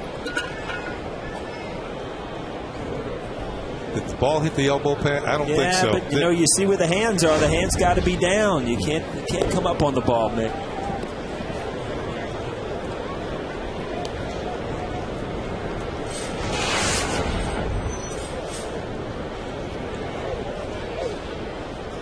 The sun is being obscured by some clouds right now, so a little cooler at the ballpark. Field kind of in shade. Count 2-2. You know, it's amazing to think that 12 hours ago this field was completely underwater. I mean, the warning track, the field, puddles, everything. It doesn't even, you can't even tell that it rained last night. Amazing thing they've done to this field as far as drainage. I went out and checked right field. Remember all the water out in right field last night? They always dump in right field. Before the game, I went out there and checked it to see how it looked. It was perfect. Like it hadn't rained at all. It's amazing.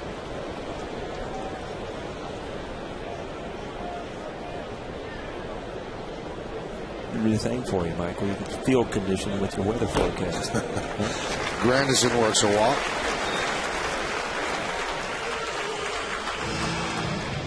And that's going to bring up Teixeira. He had a home run his last time up.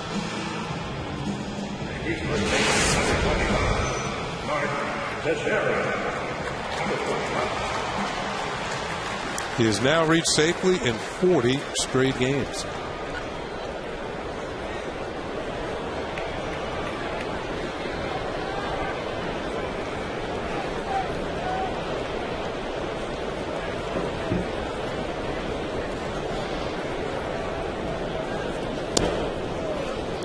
Imagine the numbers one year that Teixeira is going to put up when he gets off to a good start. I mean, just every single year he seems to dig that hole, but he knows deep down inside where he's going to be. One of these years he'll just show up, get off to a good year, and have that career year, which, you know, if you look at most of his numbers, are pretty much career years for everybody else every year. That might be the year he jumps near 50 homers. It is 19th in the 4th inning. That one is driven deep to right field. There's his 20th. See ya! A long home run into the bleachers. A 2-run shot. It's 7-4 KC. Back-to-back home runs for Mark Teixeira. Again, I think you're going to see a pitch up in the zone. Davies doesn't have that kind of stuff to throw it by Teixeira when he's throwing the ball, or he's swinging the bat this well. Wow. Right off the barrel of the bat. Extension. Oh, already knows where that one's going. It went above the Modell sign out there in the second deck. He could back there go home run. Yeah. That's going to bring up Alex Rodriguez, so they bring in the special baseballs that are marked. So if it lands in the stand, somebody who wants to give it back to A-Rod, they know that they have the actual baseball. He's at 599, looking for his 600th home run. And Davies deals. Breaking ball with no bite upstairs, 1-0. This is the list that Alex is trying to join. He's trying to become only the 7th man in baseball history to get to 600 home runs. And when he hits his 600th, he'll be the youngest player ever. The youngest player right now to hit 600, Babe Ruth at 36. The 1-0. 1-1.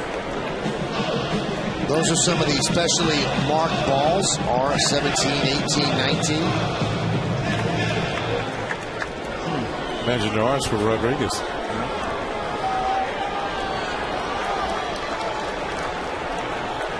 This R14 is the one in play. And that is hit on one hop to Getz. And that'll do it. But the Yankees continue to creep closer here at the stadium. They score 2 runs on 2 hits and nobody left. We played 5, 7-4 Royals.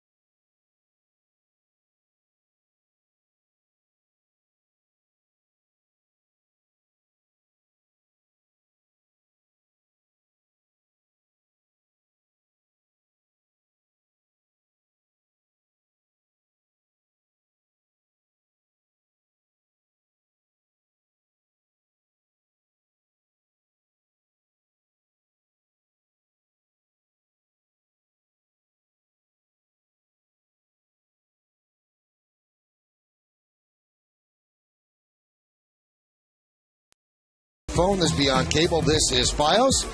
Well, they saw him in an Angels uniform on Tuesday. He returns tomorrow in a Royals uniform. Sean O'Sullivan, 1-0, 2.08. Phil Hughes will try to bounce back from a rough start on Tuesday, 11-3, 3.99. Our coverage begins at 12:30 with our pregame show, and first pitch is right around 108 or 109. And those are the mound opponents tomorrow. Mosley deals to Betancourt, and there's a strike. So home runs by Teixeira, 2 of them, and Posada put the Yankees in this ballgame at 7-4, top of the 6th. When you look at those two-way trades, usually with prospects and one guy that can help an organization immediately, I mean, it's a feel-good situation for the one guy going to the winning organization. And O'Sullivan, although he's going to a team that's not in the running right now, he's going to a team where he's going to get, he's going to get the starting ball every 5th day. So probably work out well for both players. Well, with the Angels, he's more or less pitched down at Salt Lake until recently. That's their AAA club in Pacific Coast League. Popped up. Posada, that's a tough play. And he makes it for the first out.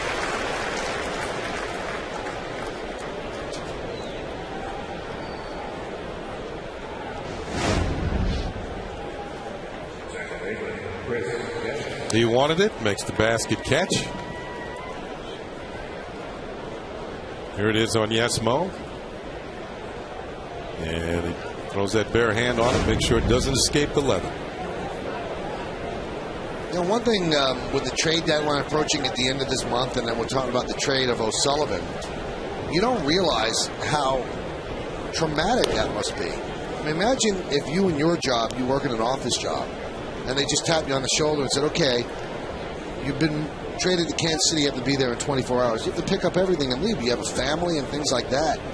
It's a very difficult part of the job that people, I guess, don't really understand. There's a fly ball by Getz, and Granderson makes it. I was talking to Aaron Boone yesterday. He said, well, I was traded midseason from the Reds to the Yankees. He said, I didn't know what to do. He said, I had a dog. I had just gotten married. He said, I figured the wife would follow me. I didn't know I'd get the dog to New York. He goes, these are things that people don't, they don't appreciate because nobody's been put in that situation. But it's a part of being a baseball player. Yeah, younger players, obviously, it's an exciting time because you're getting an opportunity, and you're so used to going to spring training. You stay in a hotel, you play in a minor league city, and it's not your home, so you're in and out of bags. But the veteran players is a much different thing because obviously your life's a lot more stable than it was in the minor leagues. I got traded in spring training just before the season started, and I was single then, so it didn't really matter. I just knew I was going to play more. So that was a good thing, yeah. Both of you guys got traded from your hometown teams. Yeah, that's true. My mom was crying. My wife was crying. My dad said, this is going to be a good thing. Gets to play all the time now. My dad said the same thing. Yeah. 1-1 is lofted into left field. It's a base hit off the bat of Pacetic, who's putting on a show in this series. He's 3 for 4 today. I was cutting the grass when it happened. I guarantee I got you there, kid. Yeah, you do. All right. Yeah, you said it, Michael. I mean, every once in a while you come into a series and a guy just really impresses you, and Pacetic just continues to do it. He had 2 hits on Thursday. He had a hit yesterday, 3 hits today, so 6 hits so far in the 3 games of this series. There's Jason Kendall. He's 1 for 2, was hit by a pitch, 2 stolen bases, 2 runs scored. An eventful day for him as he swings and misses.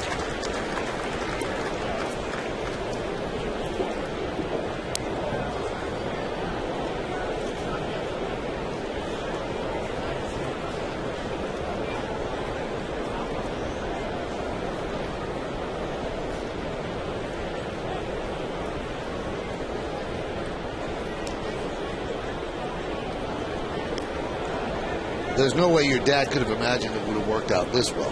He was the ultimate optimist, and he just, I don't know if he was lying to me or telling me the truth, but it certainly did give me a great opportunity to play for a good organization with great players. And At the time, as a player, when you're traded, the first thing you think is I'm not good enough to play here. So it's kind of like saying you're not good enough. No, but you got to look at it the other way. That means somebody else wants you. Yeah. Yeah. So that's the way.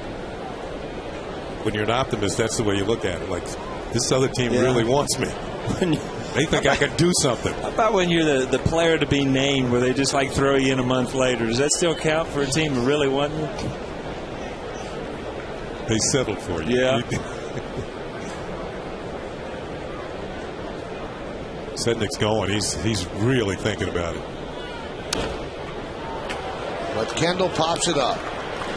Ramiro Pena shading his eyes, and he'll put it away for the final out of the 6th. No runs a hit, and 1 man left. We go to the bottom of the 6th. It's 7-4 Kansas City.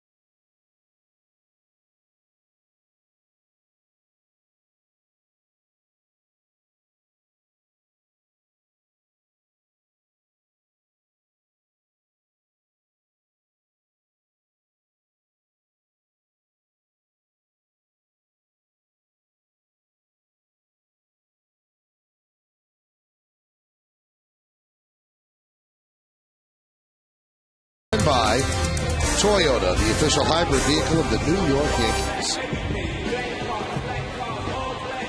Well, the Yankees are trying to creep back in this against Kyle Davies, who has served up 3 home runs, 2 to Teixeira and 1 to Posada, 2 solo shots and 1 2-run shot. Cano was robbed of a base hit in the 4th inning. A great play up the middle by Unieski Betancourt. He turned it into a 6-4-3 double play. So Cano is 0 for 2.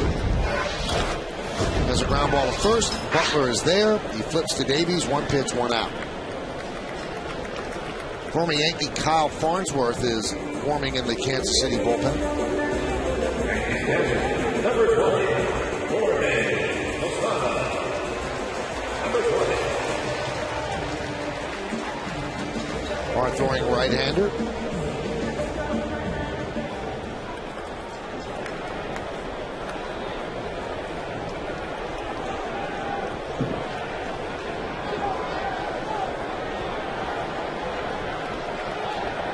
Posada is 1 for 2. The home run in the 4th inning, his 8th straight game with an RBI.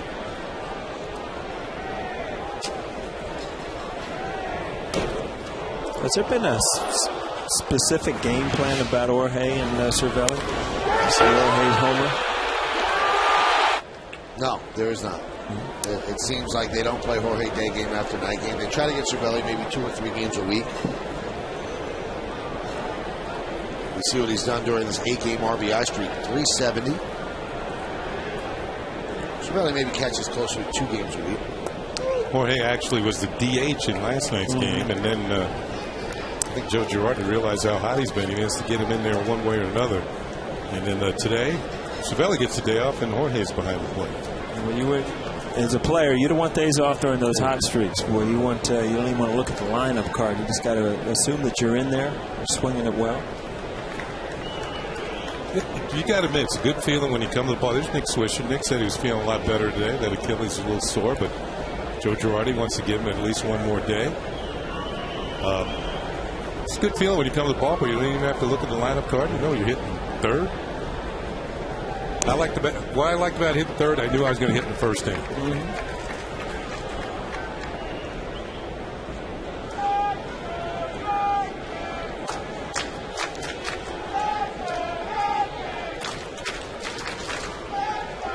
The 2-2.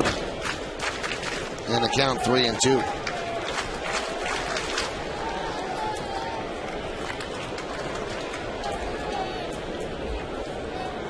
Tim's on deck.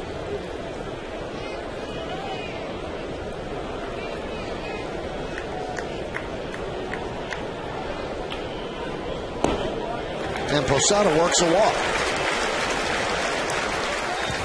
Hey, don't miss the Yankees Rock On weekend through tomorrow. There will be great giveaways at each game, and the 2009 trophy is going to be on display at Gate 2 for photo opportunities. For special ticket promotions, log on to Yankees.com, visit the Yankee Stadium box office, or you can call Ticketmaster locations. Rock on, everybody. Well, Ned Yost has gone as far as he's going to go with Kyle Davies. So he is going to bring in Kyle Farnsworth to deal with Marcus Timms. So Davies can get the win. He cannot take a loss. He departs after 5 1/3. We'll be back in just a moment.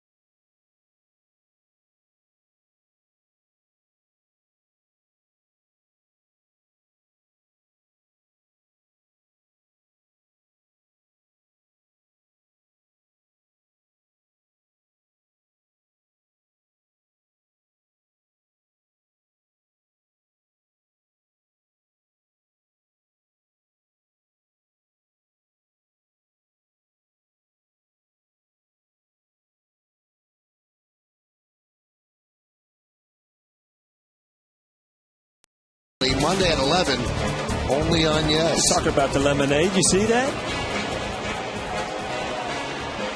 I think you need that after hot No, yoga. I'm not opening my mouth. It'll start raining lemonade in here. Can he ever do hot yoga? Who? Kyle Farnsworth will take over. No, to answer your question, no. Farnsworth putting together a pretty good year, 2.41, 3-0. Always had very good stuff, somewhat inconsistent with his command. The Yankees had signed him as a free agent. Spent 06, 07, part of 08 with the Yankees. The Yankees traded him to Detroit in 2008 for Pudge Rodriguez.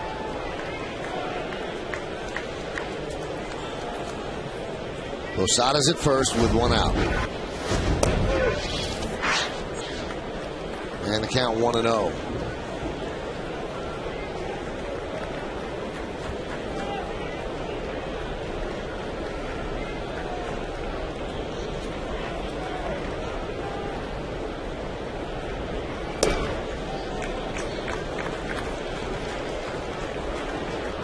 count 1-1.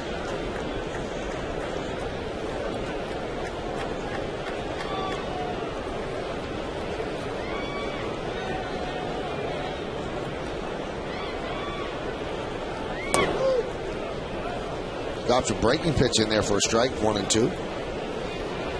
This guy, in a sense, kind of remind you of A.J. Burnett over his career. Unbelievable stuff. Can't figure out at times how he gets hit. But he's had a tough time getting people out. Fastball is outside, 2-2.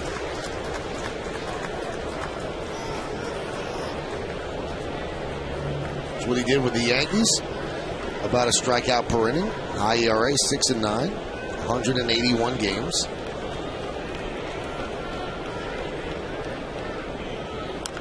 His stuff is very seductive. You look at his stuff and you say, no one should ever hit this guy, but they do.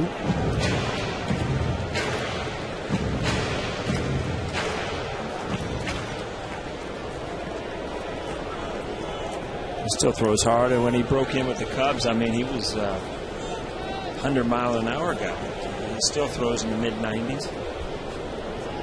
And guys like this, every once in a while, kind of fall in love with striking people out with that slider, and they don't realize how hard it is to hit that 100-mile-an-hour fastball.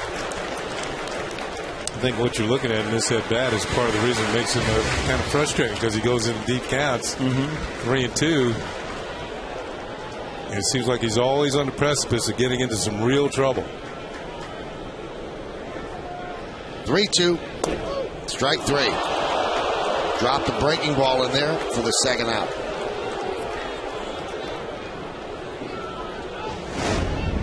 Take a look at this last pitch. Wasn't really missed the location. It looked like Kendall wanted it down and away, but he picks up the strike over the inside corner. Slider at the knees.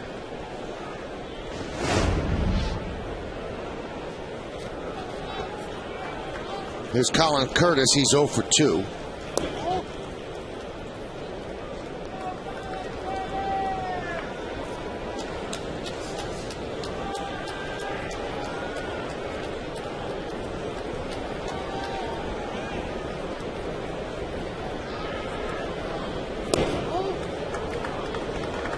And the count 2-0. Curtis grounded to short and fly to left. Curtis borrowed a couple of those batting gloves from Jeter. He's got the Jordan logo on it. It's Jeter's property, isn't it? The 2-0. And the count 3-0.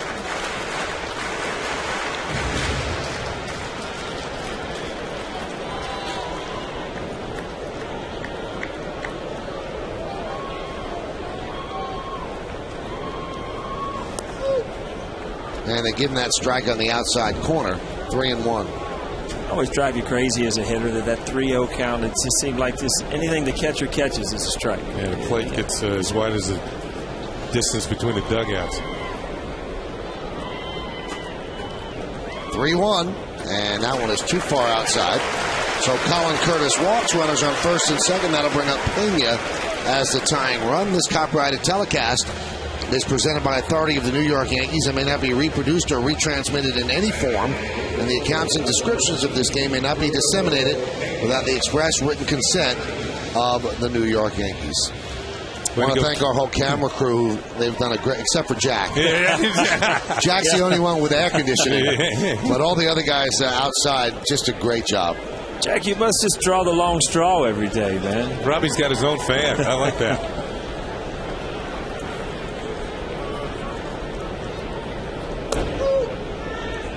Jack's sitting here sipping milkshakes. Everybody else is sweating off 20, 30 pounds.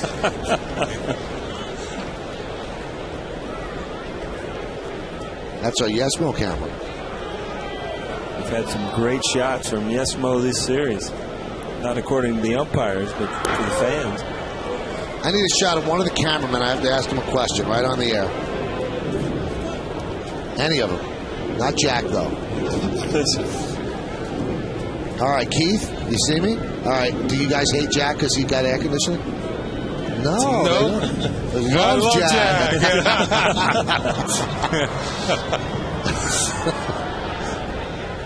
The 0-2. Swing and a miss. The ball gets away from Kendall, and they will take the out at first, and that is going to do it as the Yankees waste a scoring opportunity. No runs, no hits, no errors, and 2 men left. We go to the 7th. The Yankees are down by 3.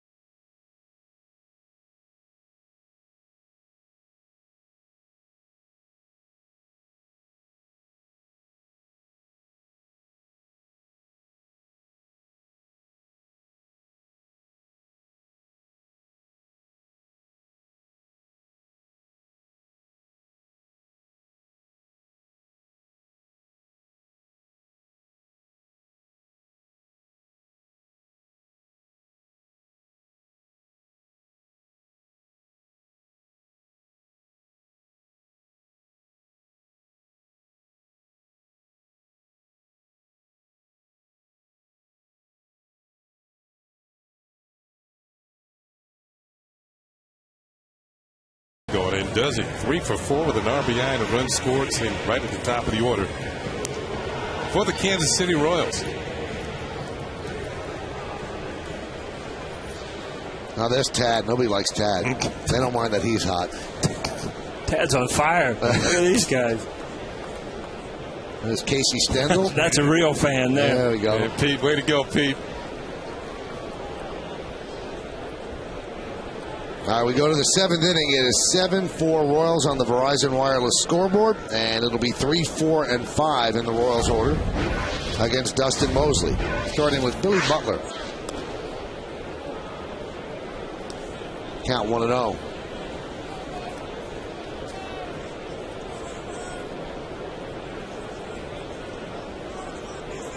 Top of the order for the Yankees in the bottom of the 7th inning, but they want to hold it at 7. So 3 runs, certainly not a huge deficit, and especially not for this offense. Count 1-1.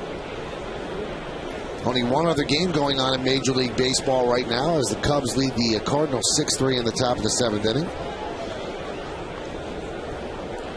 Robinson Tejeda is warming in the bullpen for the Royals. The 1-1. Chopped to short. Pena. 1 out. Pena's very smooth in the field. It's got to be a bonus for Joe Girardi knowing he can plug him in anywhere near him. Second, third, short. He's going to make all the plays. Young man from Monterrey, Mexico. He can pick it. Mario Mendoza's from Monterrey? Yeah, no, I don't think he's from. I know he's from Mexico. Maybe not Monterrey. Been to Monterrey.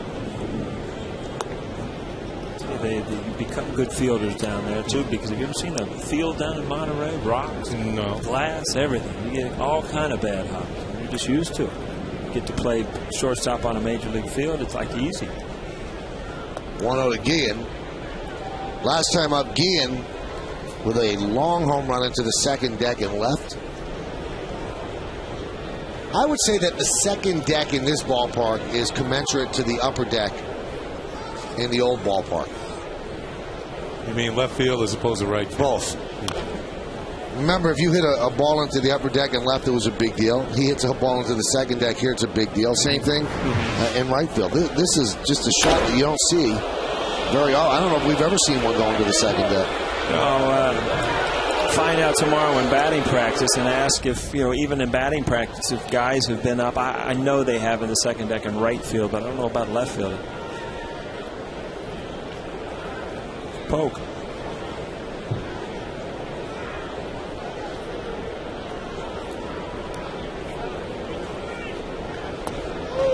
Remember, across the street, wasn't B.J. Upton hit one in the upper deck in left field? I think he hit it off Messina. And I remember Canseco hit one while playing for the Yankees. I saw Canseco do it. I also saw Fielder. Cecil Fielder off Xavier Hernandez. That was his 50th home run of the year. Swing and a miss, and Guillen down on strikes. Tomorrow, the Yankees close out the series against the Royals here in the Bronx. Complete coverage starts at 12:30 with the Tri-State Ford pregame. Then Kenny, Paul, and I are back with the call. Royals-Yankees tomorrow at 12:30. Only on Yes. One of the most impressive upper deck home runs was a home run into the right field upper deck by Derek Jeter. That was about 4 years ago. That was an amazing shot. Opposite field upper deck. Against the traffic. Here's Alex Gordon. And a strike. Now, I wonder, Juan Encarnacion hit the one that would have gone over the Sports Authority sign in this ballpark, where that was in the old. I wonder if that's farther than the old ballpark to go over the bullpen. I think it is, because I think that was the longest home run. I hit off Ramiro Mendoza. Yeah. El Brujo didn't get that one down. Sinker wasn't sinking. Oh, my goodness, was that ball hit. It was up there for a half an hour. Two guys around. The inning was over by the time it landed. I don't know if you were at the Yankees yet, Paul. How about the shot that Jay Buhner hit against the ambulance? I saw, I wasn't here. I saw replays of that one. A lot of people talked about it. That was incredible. I saw one Winfield hit, because I was playing right field, and he hit it to left over at the old stadium, and it was looked like a jet taking off.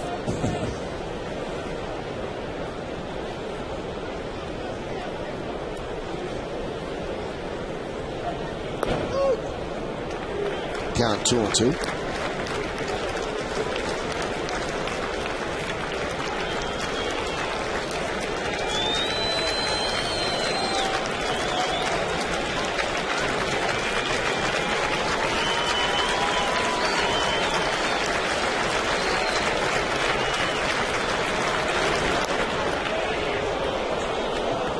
Talking about long home runs. One day we were in batting practice in Cincinnati, and it was almost unfeasible to hit the ball in the upper deck because it was the old round stadium and everything.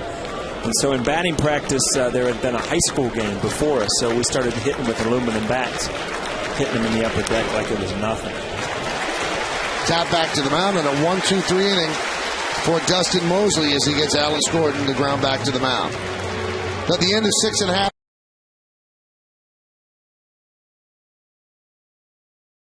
Will stay right here to honor America in the Bronx. And offer a moment of silent prayer as we remember the servicemen and women who are serving our country at home and around the globe. Thank you. Now Kate Smith's rendition of God Bless America.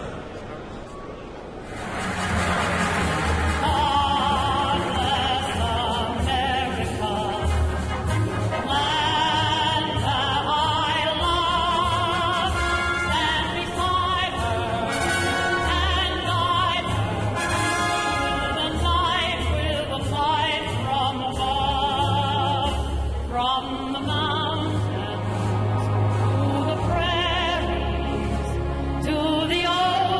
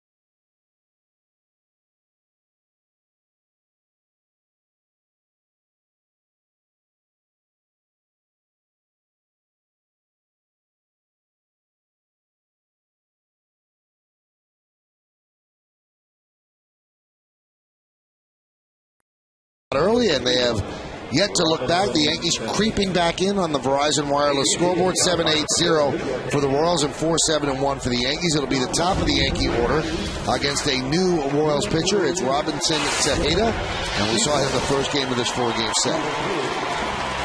Yeah, he was the one who gave up $5.99 to A-Rod. And now it'll be Jeter, Granderson, and Teixeira. And if anybody gets on, A-Rod will get a swing here in the 7th. Jeter is 0 for 3 today. 2 ground balls back to the mound, then wrapped into a 4-6-3 double play.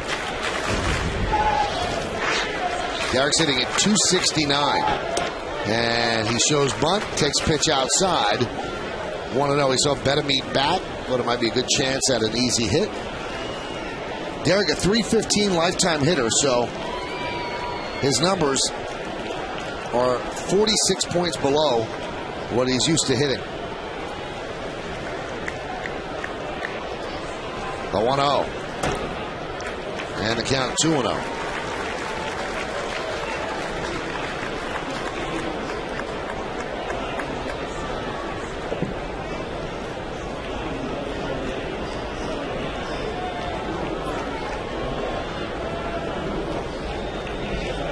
The trade deadline is approaching at the end of the month.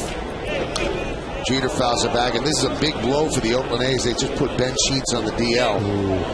And you almost got the feeling that the A's signed Ben Sheets so that they could trade him and get something toward the trade deadline. But now they gave him $10 million, and he hasn't pitched that well this year, and he goes on the DL. It's almost like a sign and trade. Yeah.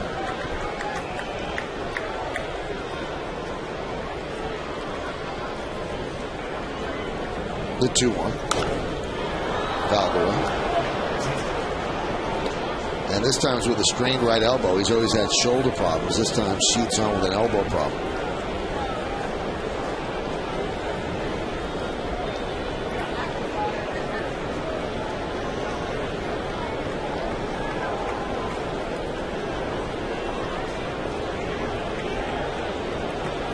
The 2-2. Grounded left side. Grabbed there by Betancourt. No, it's under his glove. Into left field. So a base hit for Jeter, his first of the afternoon. Time for the Yankees in-game box score, brought to you by McDonald's. Jeter's 1 for 4, just like that. Updated. Curtis Granderson, a double and a run scored. Mark Teixeira, 2 home runs.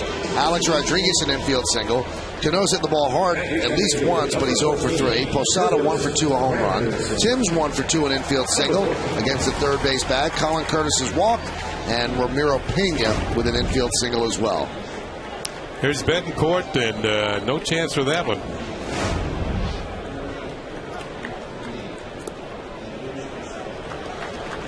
Sellout crowd here at the stadium just announced 48,138. Hits are even at 8 apiece after Jeter's single, but the Royals lead 7-4. And Tejeda deals low, 2-0. Falling behind the first 2 hitters that he's faced.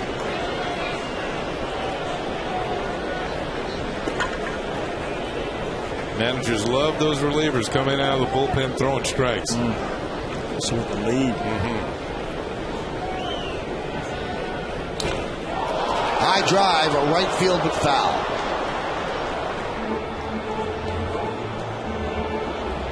So Tejeda the other night, he had a decent changeup.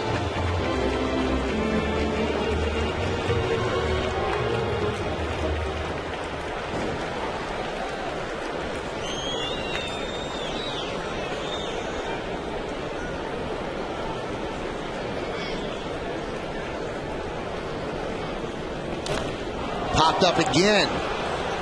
Foul territory, first base side. Butler makes the play. Turned it into an adventure, but he stayed with it to make the play for the first out. Must be the glove. We talked about that slooped up glove, but look at that. Uh-oh. Again, you don't know where the dugout is. Ball starts carrying on. Well, here's the red-hot Mark Teixeira. He's had some day. Starting in the 4th. Line drive into the seats. And this was a little different. This is a high, towering fly ball into the bleachers for his second home run of the game. Jeter leads off first. And Teixeira takes a strike. Teixeira now with 262 career home runs. So long, hovering in the 220s, lower than that, now at the 263. 20 homers, 69 ribbies. Foul back. Now the Yankees would like to do their catching up this inning and next inning to see what Teixeira's done in a red-hot July, because the Royals have a big-time closer on Joaquin Soria. And he'll come in the ninth as Alex Rodriguez waits on deck.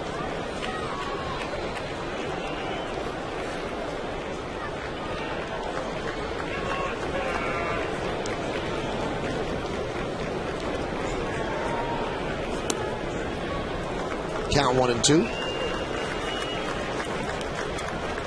Both home runs have been fastballs out over the plate, up in the zone. You try to get in on his hands there. Wasn't biting.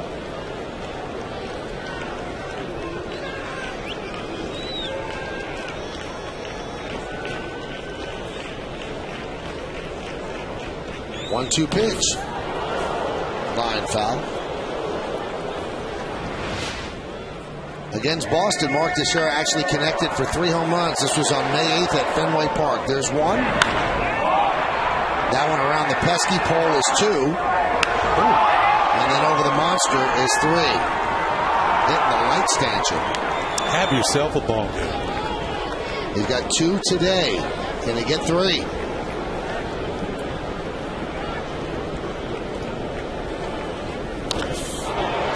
Boys, he hit the ball hard. He's passing out tough souvenirs today. Custer stuck it over there. I don't know if I want that one or not. Wow, there he is. Guy's going to take over for me. Could be very soon, buddy. Aaron told me last night that's what he's going to do. Really? Yeah, Aaron, my son. He said, that's what I'm going to do. I said, well, what kind of training you got? I've seen a lot of games. That was pretty much my training.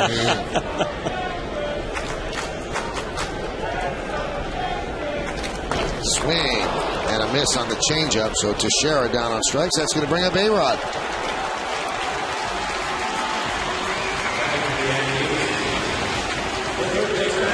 Thursday, out over the plate, an 0-2 pitch. That was off Tejeda, number 599. And he's sitting at 599 since then.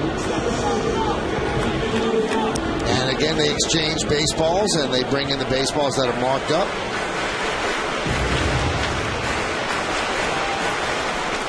So Alex so far today is 1 for 3. Runner at first. Yankees trying to get back into this game. A home run would be nice, but it would be bigger and make it 7-6. It would be of meaning. And there's a strike count 0-1. Alex, yesterday and today, looks a little anxious, a little jumpy. A little bit of an uppercut in his swing. Took him 28 at-bats last year, or 2 years ago, from 499 to 500. The 0-1. Another strike, this one on the outside corner, and A-Rod's not in love with that call. The count 0-2. Well, the count was 0-2 last time he got to Tejeda. Let's take a look. Does it hit the corner? Yep, had plenty of it. Maybe he thought it was low, but that had a lot of the plate. Bettamy deep at third and close to the line. They play Alex straight away in the outfield.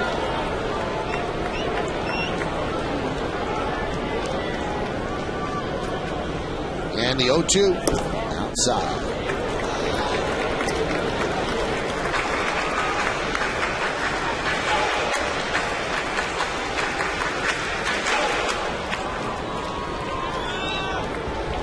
Sellout crowd looking to see history as Alex trying to become the youngest man to hit 600 home runs. He's 34. His birthday is Tuesday. The 1-2. Grounded towards short. They'll go the short way, and that'll do it. So Jeter's leadoff single is wasted. No runs a hit, no errors, and one man left on base. Let's go to the 8th. 7-4 Royals.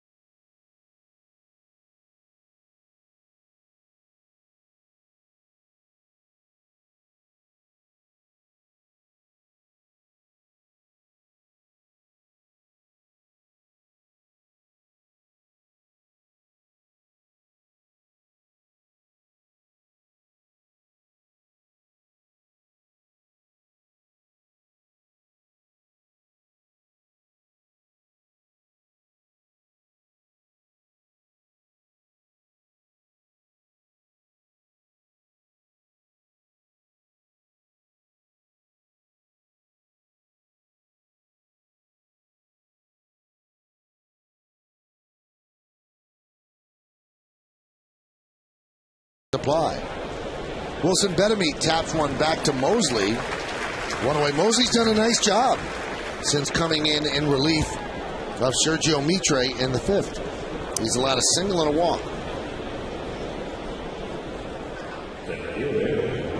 And what the Yankees have done for 2 successive days, their starters haven't given them length. Now, yesterday wasn't the fault of A.J. Burnett because of the hour and 25-minute rain delay, but they haven't had to burn their bullpen out. They haven't had to use several people, just their long guys. So they're set up. They're okay. Last night it was Chad Godin, who went 3 innings, allowed a run on 4 hits. And then Jonathan Albaladeo was actually sent down to make room for Mitre today. And Ankiel pops one up. Cano makes the call on the catch for the second out.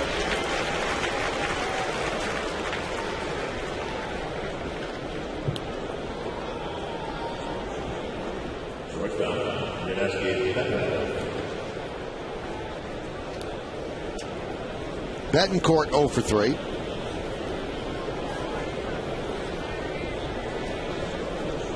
Each team with 8 hits. The Royals lead the Yankees 7-4. Talked about Betancourt being 0 for 3, but probably made the game-changing play here right before a home run, turned an unbelievable double play that really changed the outlook of that inning.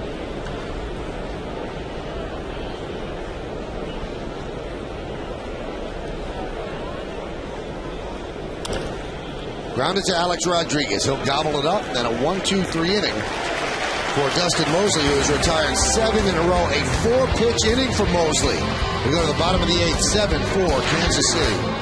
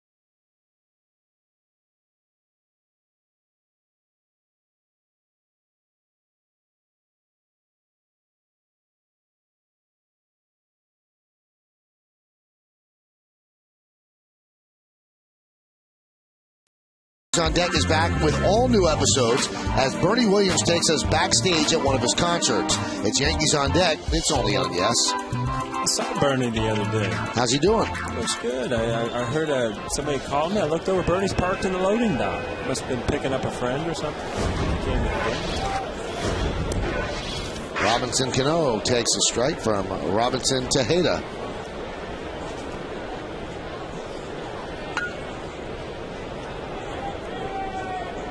Bernie's all into the music now. Did a good job with it, too. Still has not officially retired, though.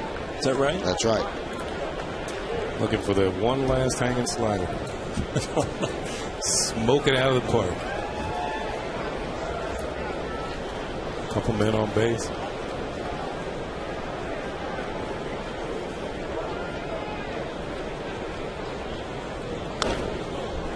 Foul back.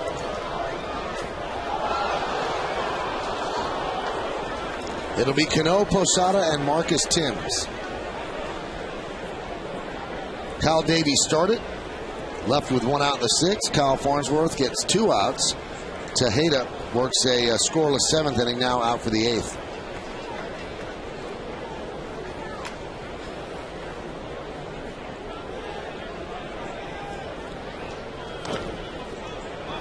Fair ball. Butler knocks it down. And they get Cano at first. And these are the days Robbie's hit them balls hard. Good play to knocking it down. First baseman, second baseman, your first job is to knock it down, get to it. You got a little more time being on the right side of the infield. Still able to make the play. Kind of rattle around there on Yesmo. I've seen some fancy footwork over there from Butler today. Well, as a first baseman, Butler's a pretty good hitter. And they're just trying to find a place where he's not going to hurt them. He's not a great first baseman. He's the first to admit that. Here's Posada, 1 for 2 with a walk. On deck, Nick Swisher's come out to bat for Thames. Foul back to the screen.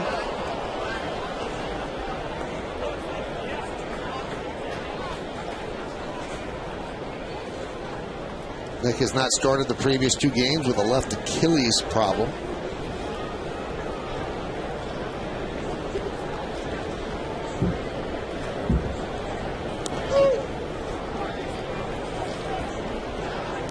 And the count 0-2.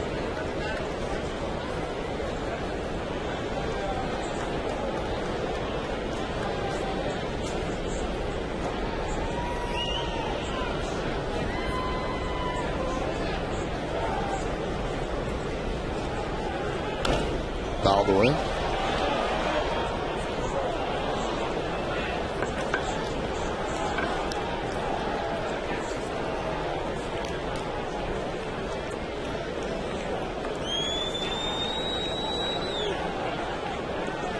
Talked about it, Michael. Important inning for the Yankees. You know, you got 1 out already, but you got Soria, who is the 1-1 strong point.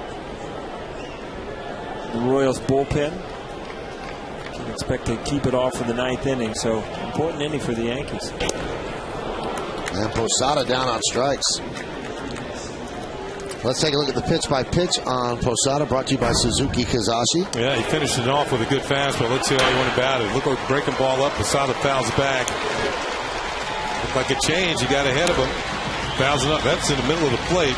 Then he blew that one right by him. Went to his best fastball in underneath the hands and struck it out. He's got some good stuff. Yeah, he had that one pitch. He had that kind of a hanging slider, and Georgie was kind of caught in between over the middle of the plate. He fouled it back. That was his pitch to hit in that count.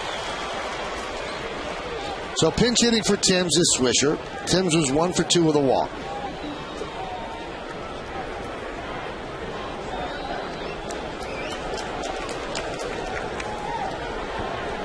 And Tejeda deals. 1-0.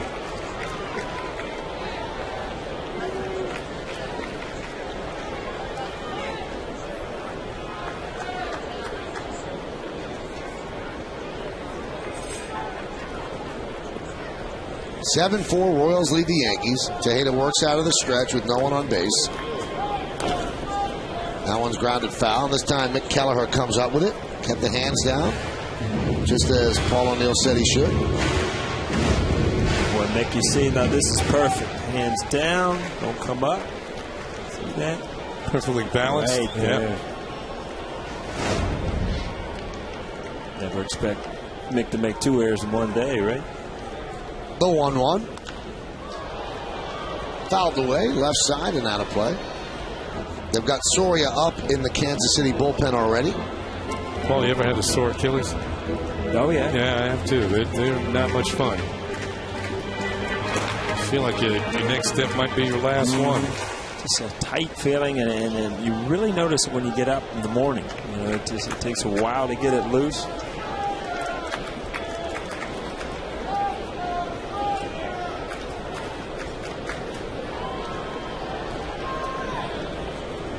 And the pitch inside.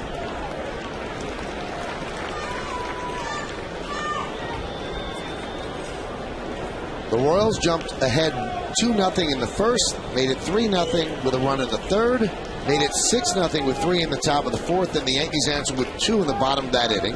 Then the Royals made it 7-2, the Yankees then made it 7-4. That's where we stand. All the scoring done in the first 5 innings. You might expect Swisher has not had many opportunities to pinch hit this year. This is his first pinch hit at bat. Well, he's done what he does with every at bat. He's worked the count. He's at 3-2.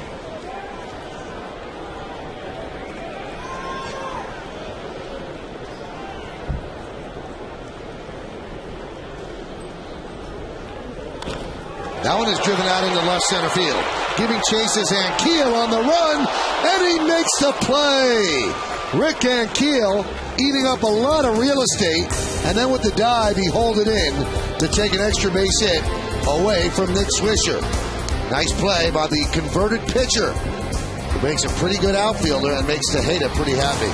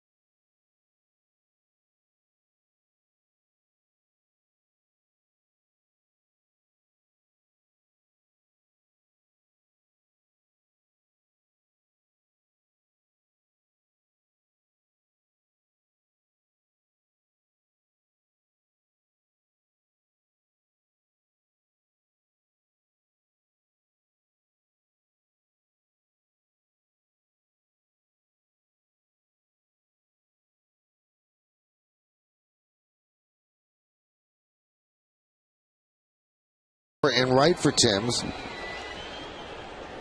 as we go to the 9th inning. And Chris Getz will lead off. Dustin Mosley still out there. He's done a great job. And there's a strike.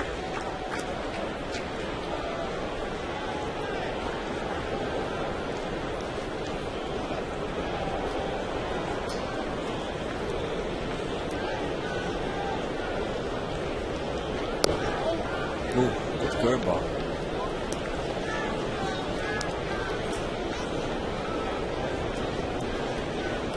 Getz has a very good speed. A-Rod hit on the grass. And Teixeira just moved back a couple of steps.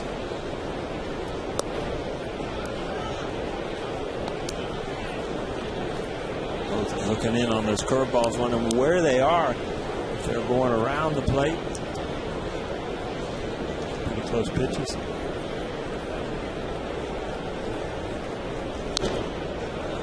Count 2-2. Now you wonder how decisions are made. Well, Sergio Mitre had to come on the roster up the DL, so they had to send somebody down. Obviously, they gave thought maybe Mosley. Maybe you designate Godin for assignment. But they've got options on Alvaladeo, and they sat down and said, you know what, we might need length today out of the bullpen, so let's keep Mosley up. And you know what's paid off? Because Alvaladeo would not have been able to give them 4 innings. Yeah, that's true, and they used Godin last night. So, ever go through that option game, Kenny? Every time that you were up, you were in a different class of players because you had options. They had options on you to be able to send you down. I was in that position in Cincinnati. We had Tracy Jones, Cal Daniels, Eric Davis, and myself. All came right at the same time. And that's pretty good players. Yeah, Eric was out of options, and I had some options, which, you know, when it happened, Tony Perez would come off a disabled list, and then whether you were playing good or not, you were sent down because of the options. 3-2. Hit sharply and grabbed there on the short hop by Cano. And Mosley has retired 8 in a row. Time for the Land Rover drive of the game. Why get a car when you can own a Land Rover? Yeah, this is a drive of the game in the 5th inning. A tremendous drive off the bat of Jose Guillen into the second deck in left field. First one we've seen this year. That was his 16th home run of the year.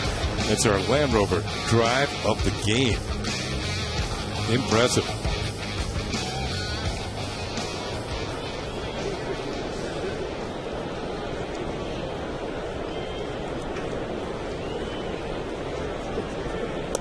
Posednik looks at a strike.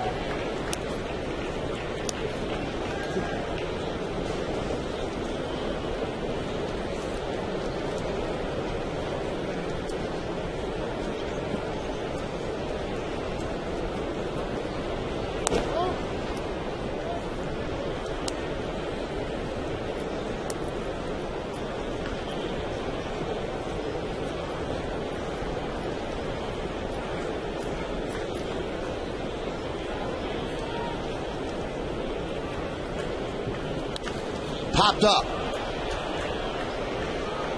Pena will make the play behind A-Rod for the second out.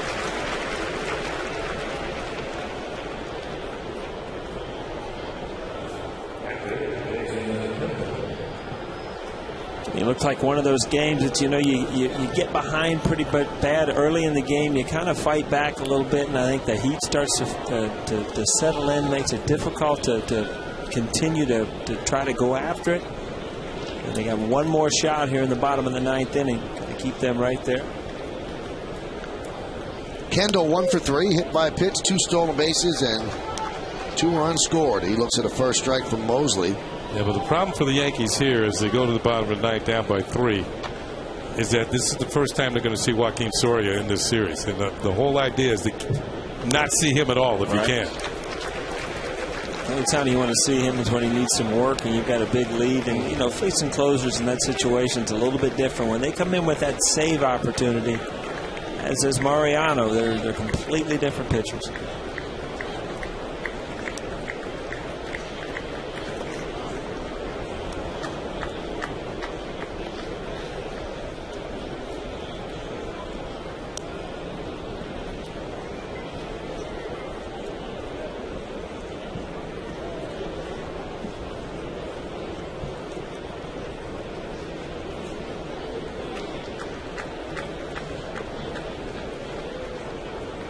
Mosley has been working from the stretch the entire time, and he gets Kendall to ground to short. That's quite a performance by Dustin Mosley. Now, do the Yankees have a comeback in their bones?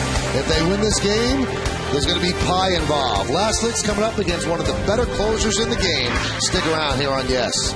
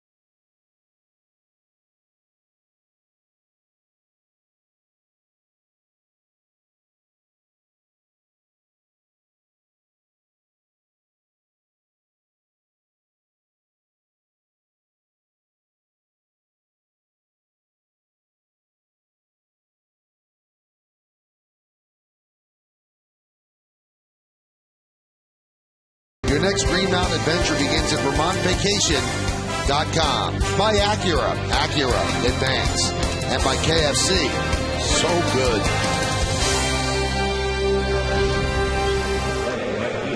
Well, now the Yankees going to have to do it against Joakim Soria. And they have a 3-run deficit they have to try to make up. Here are the numbers. 26 saves, 46 strikeouts in 39 innings, less than a hit per inning. A lot of strikeouts, 39 innings. Mitch Mayer takes over in right field for Guillen. Colin Curtis will lead off here against Soria.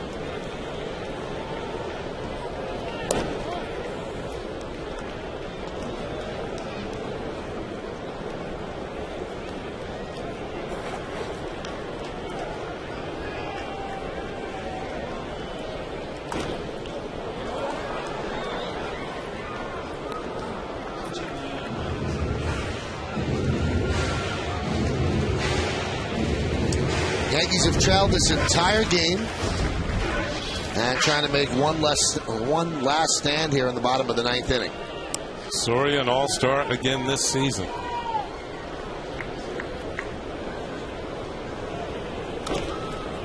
Rounded toward first. Butler will step on the bag, beat Curtis there, 1 away. This is what he's done the last 3 seasons for the Royals. Last year, 30 saves with a 2.21 ERA. In 08, 42 saves with a sparkling 1.60. And then in 07, 17 saves. 08, he actually made the All-Star team. That was the game that was at Yankee Stadium. Well, Juan Miranda will pinch hit for Ramiro Pena.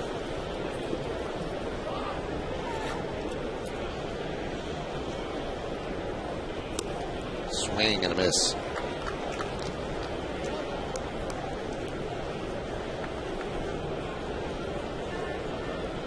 About those good closers, Kenny, that they always seem to be pitching ahead. You know, they come in with good stuff, not afraid to throw strikes. Look at the scoreboard as a hitter, usually 0-2, 0-1. You know, I always felt that if you took a team picture of all the pitchers, that you'd be able to pick the closer out of that picture. You didn't know who he was? Wow. Well, you can see from that pitch he's a closer as he freezes Miranda. After the final out of this game against the Royals, Bob Lorenz is back in the studio for the WB Mason postgame. You'll get highlights and analysis and a look around the majors. Plus, Kimberly Jones gets the team's reaction from the clubhouse. It's all coming up on the WB Mason postgame. It's only on Yes. And the reason why I'd say that, because the closer would have the look on his face like, not today. That's the mentality. Yeah, they had the confidence. So here's Derek Jeter. Derek 1 for 4 this afternoon. And he's the Yankees' last hope. They're down to their final out. And there's a strike. And unless they get a little rally going, Alex Rodriguez will spend Saturday night at $5.99 and have one more chance to do it at home before a 7-game road trip. He doesn't get an at-bat today or doesn't get it tomorrow, then you got to travel with the Alex Rodriguez balls. I guess they do, yeah.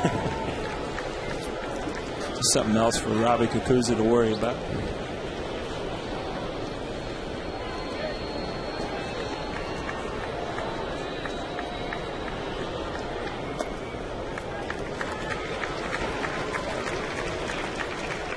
Alex today didn't really hit anything hard. He had an infield single toward third. Got one ball to the outfield. Medium range fly ball to center. The 2-1. And the count 3-1. So Jeter trying to get on, keep things alive. Save opportunity for Soria. And Granderson is on deck.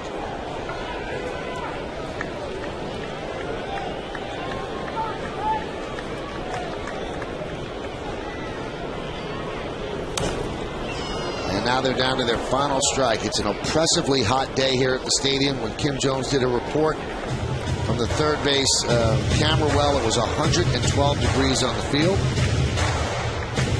And It's been that sort of day. High humidity as well, so it seems even hotter. And more of the same is expected tomorrow.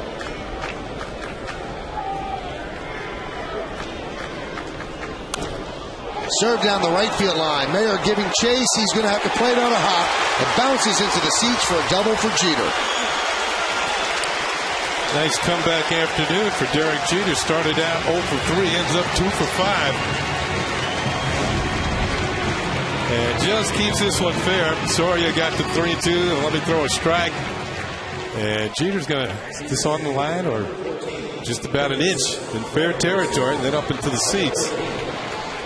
And he'll be at second base with a 2-base hit.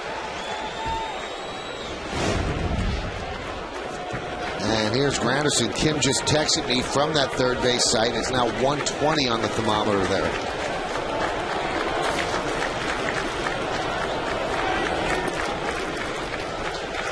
Yankees trying to summon up enough energy. If Granderson gets on, then Mark Teixeira will come up as the tying run. And that one, it says 110. Wow. 110, 120. He's quit counting at that point. The 1-0. 2-0. Do the Yankees have a 2-out rally in their bones? A sellout crowd of 48,138.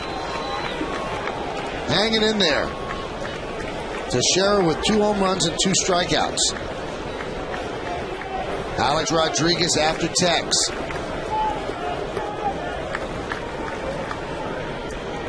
The 2-0. It's 3-0.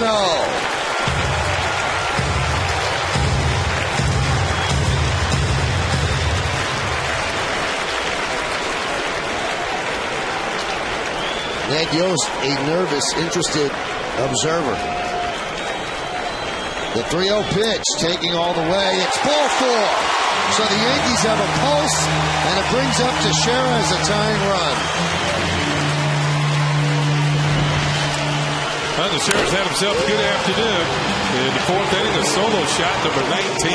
The very next inning with a man aboard, number 20 into the bleachers. 2 for 4 with 3 runs batted in on the afternoon. So he represents the tying run at the plate. That's what you got to ask for in the bottom of the ninth. That's right. Coming into the bottom of the ninth, you know you needed 2 men on, whether hit or walk. Any way you can get that tying run up there, you've got a chance. There's a strike. He came right after him, gave him that high fastball. Yankees 0 for 3 today with runners in scoring position. Their runs have come via the home run. They'd like one now. The 0-1. And the count 1-1. It's the first changeup we've seen this inning. Seen a good fastball and an overhand curveball. Now we mix in a changeup.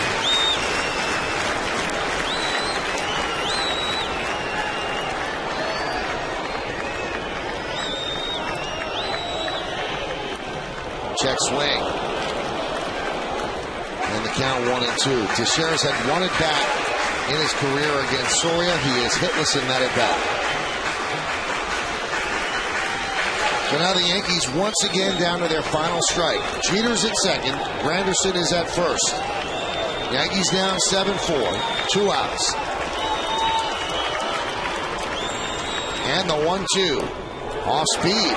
68 miles an hour. Slow curveball. And Alex is on deck.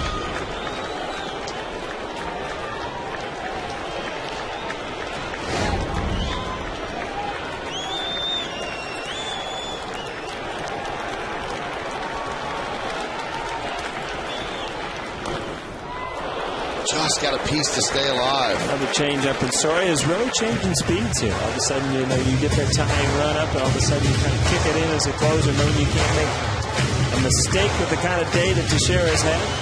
It's almost as if he doesn't want to go with the fastball. Gave it to him early. First pitch of the count.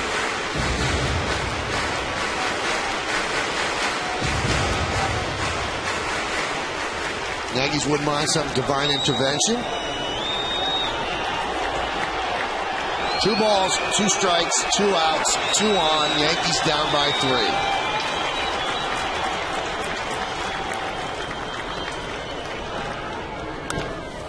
Tap. over the mound, behind second, throw to first, got him, ball game over. They just got to Shara. That's how close it was to giving Alex Rodriguez a swing with the bases loaded. Betancourt used every bit of arm to get it across the diamond. Let's see how close it was. The stretch by Butler. Here comes Teixeira. The ball's in the... Whoa. Did he get him? Wow.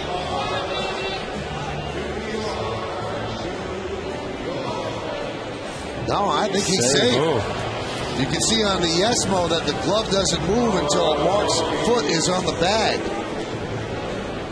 If anything, it's a tie, and the runner's supposed to get it, and he's safe. He was safe, yeah. And oh, what drama that would have been with Alex coming up with the bases loaded.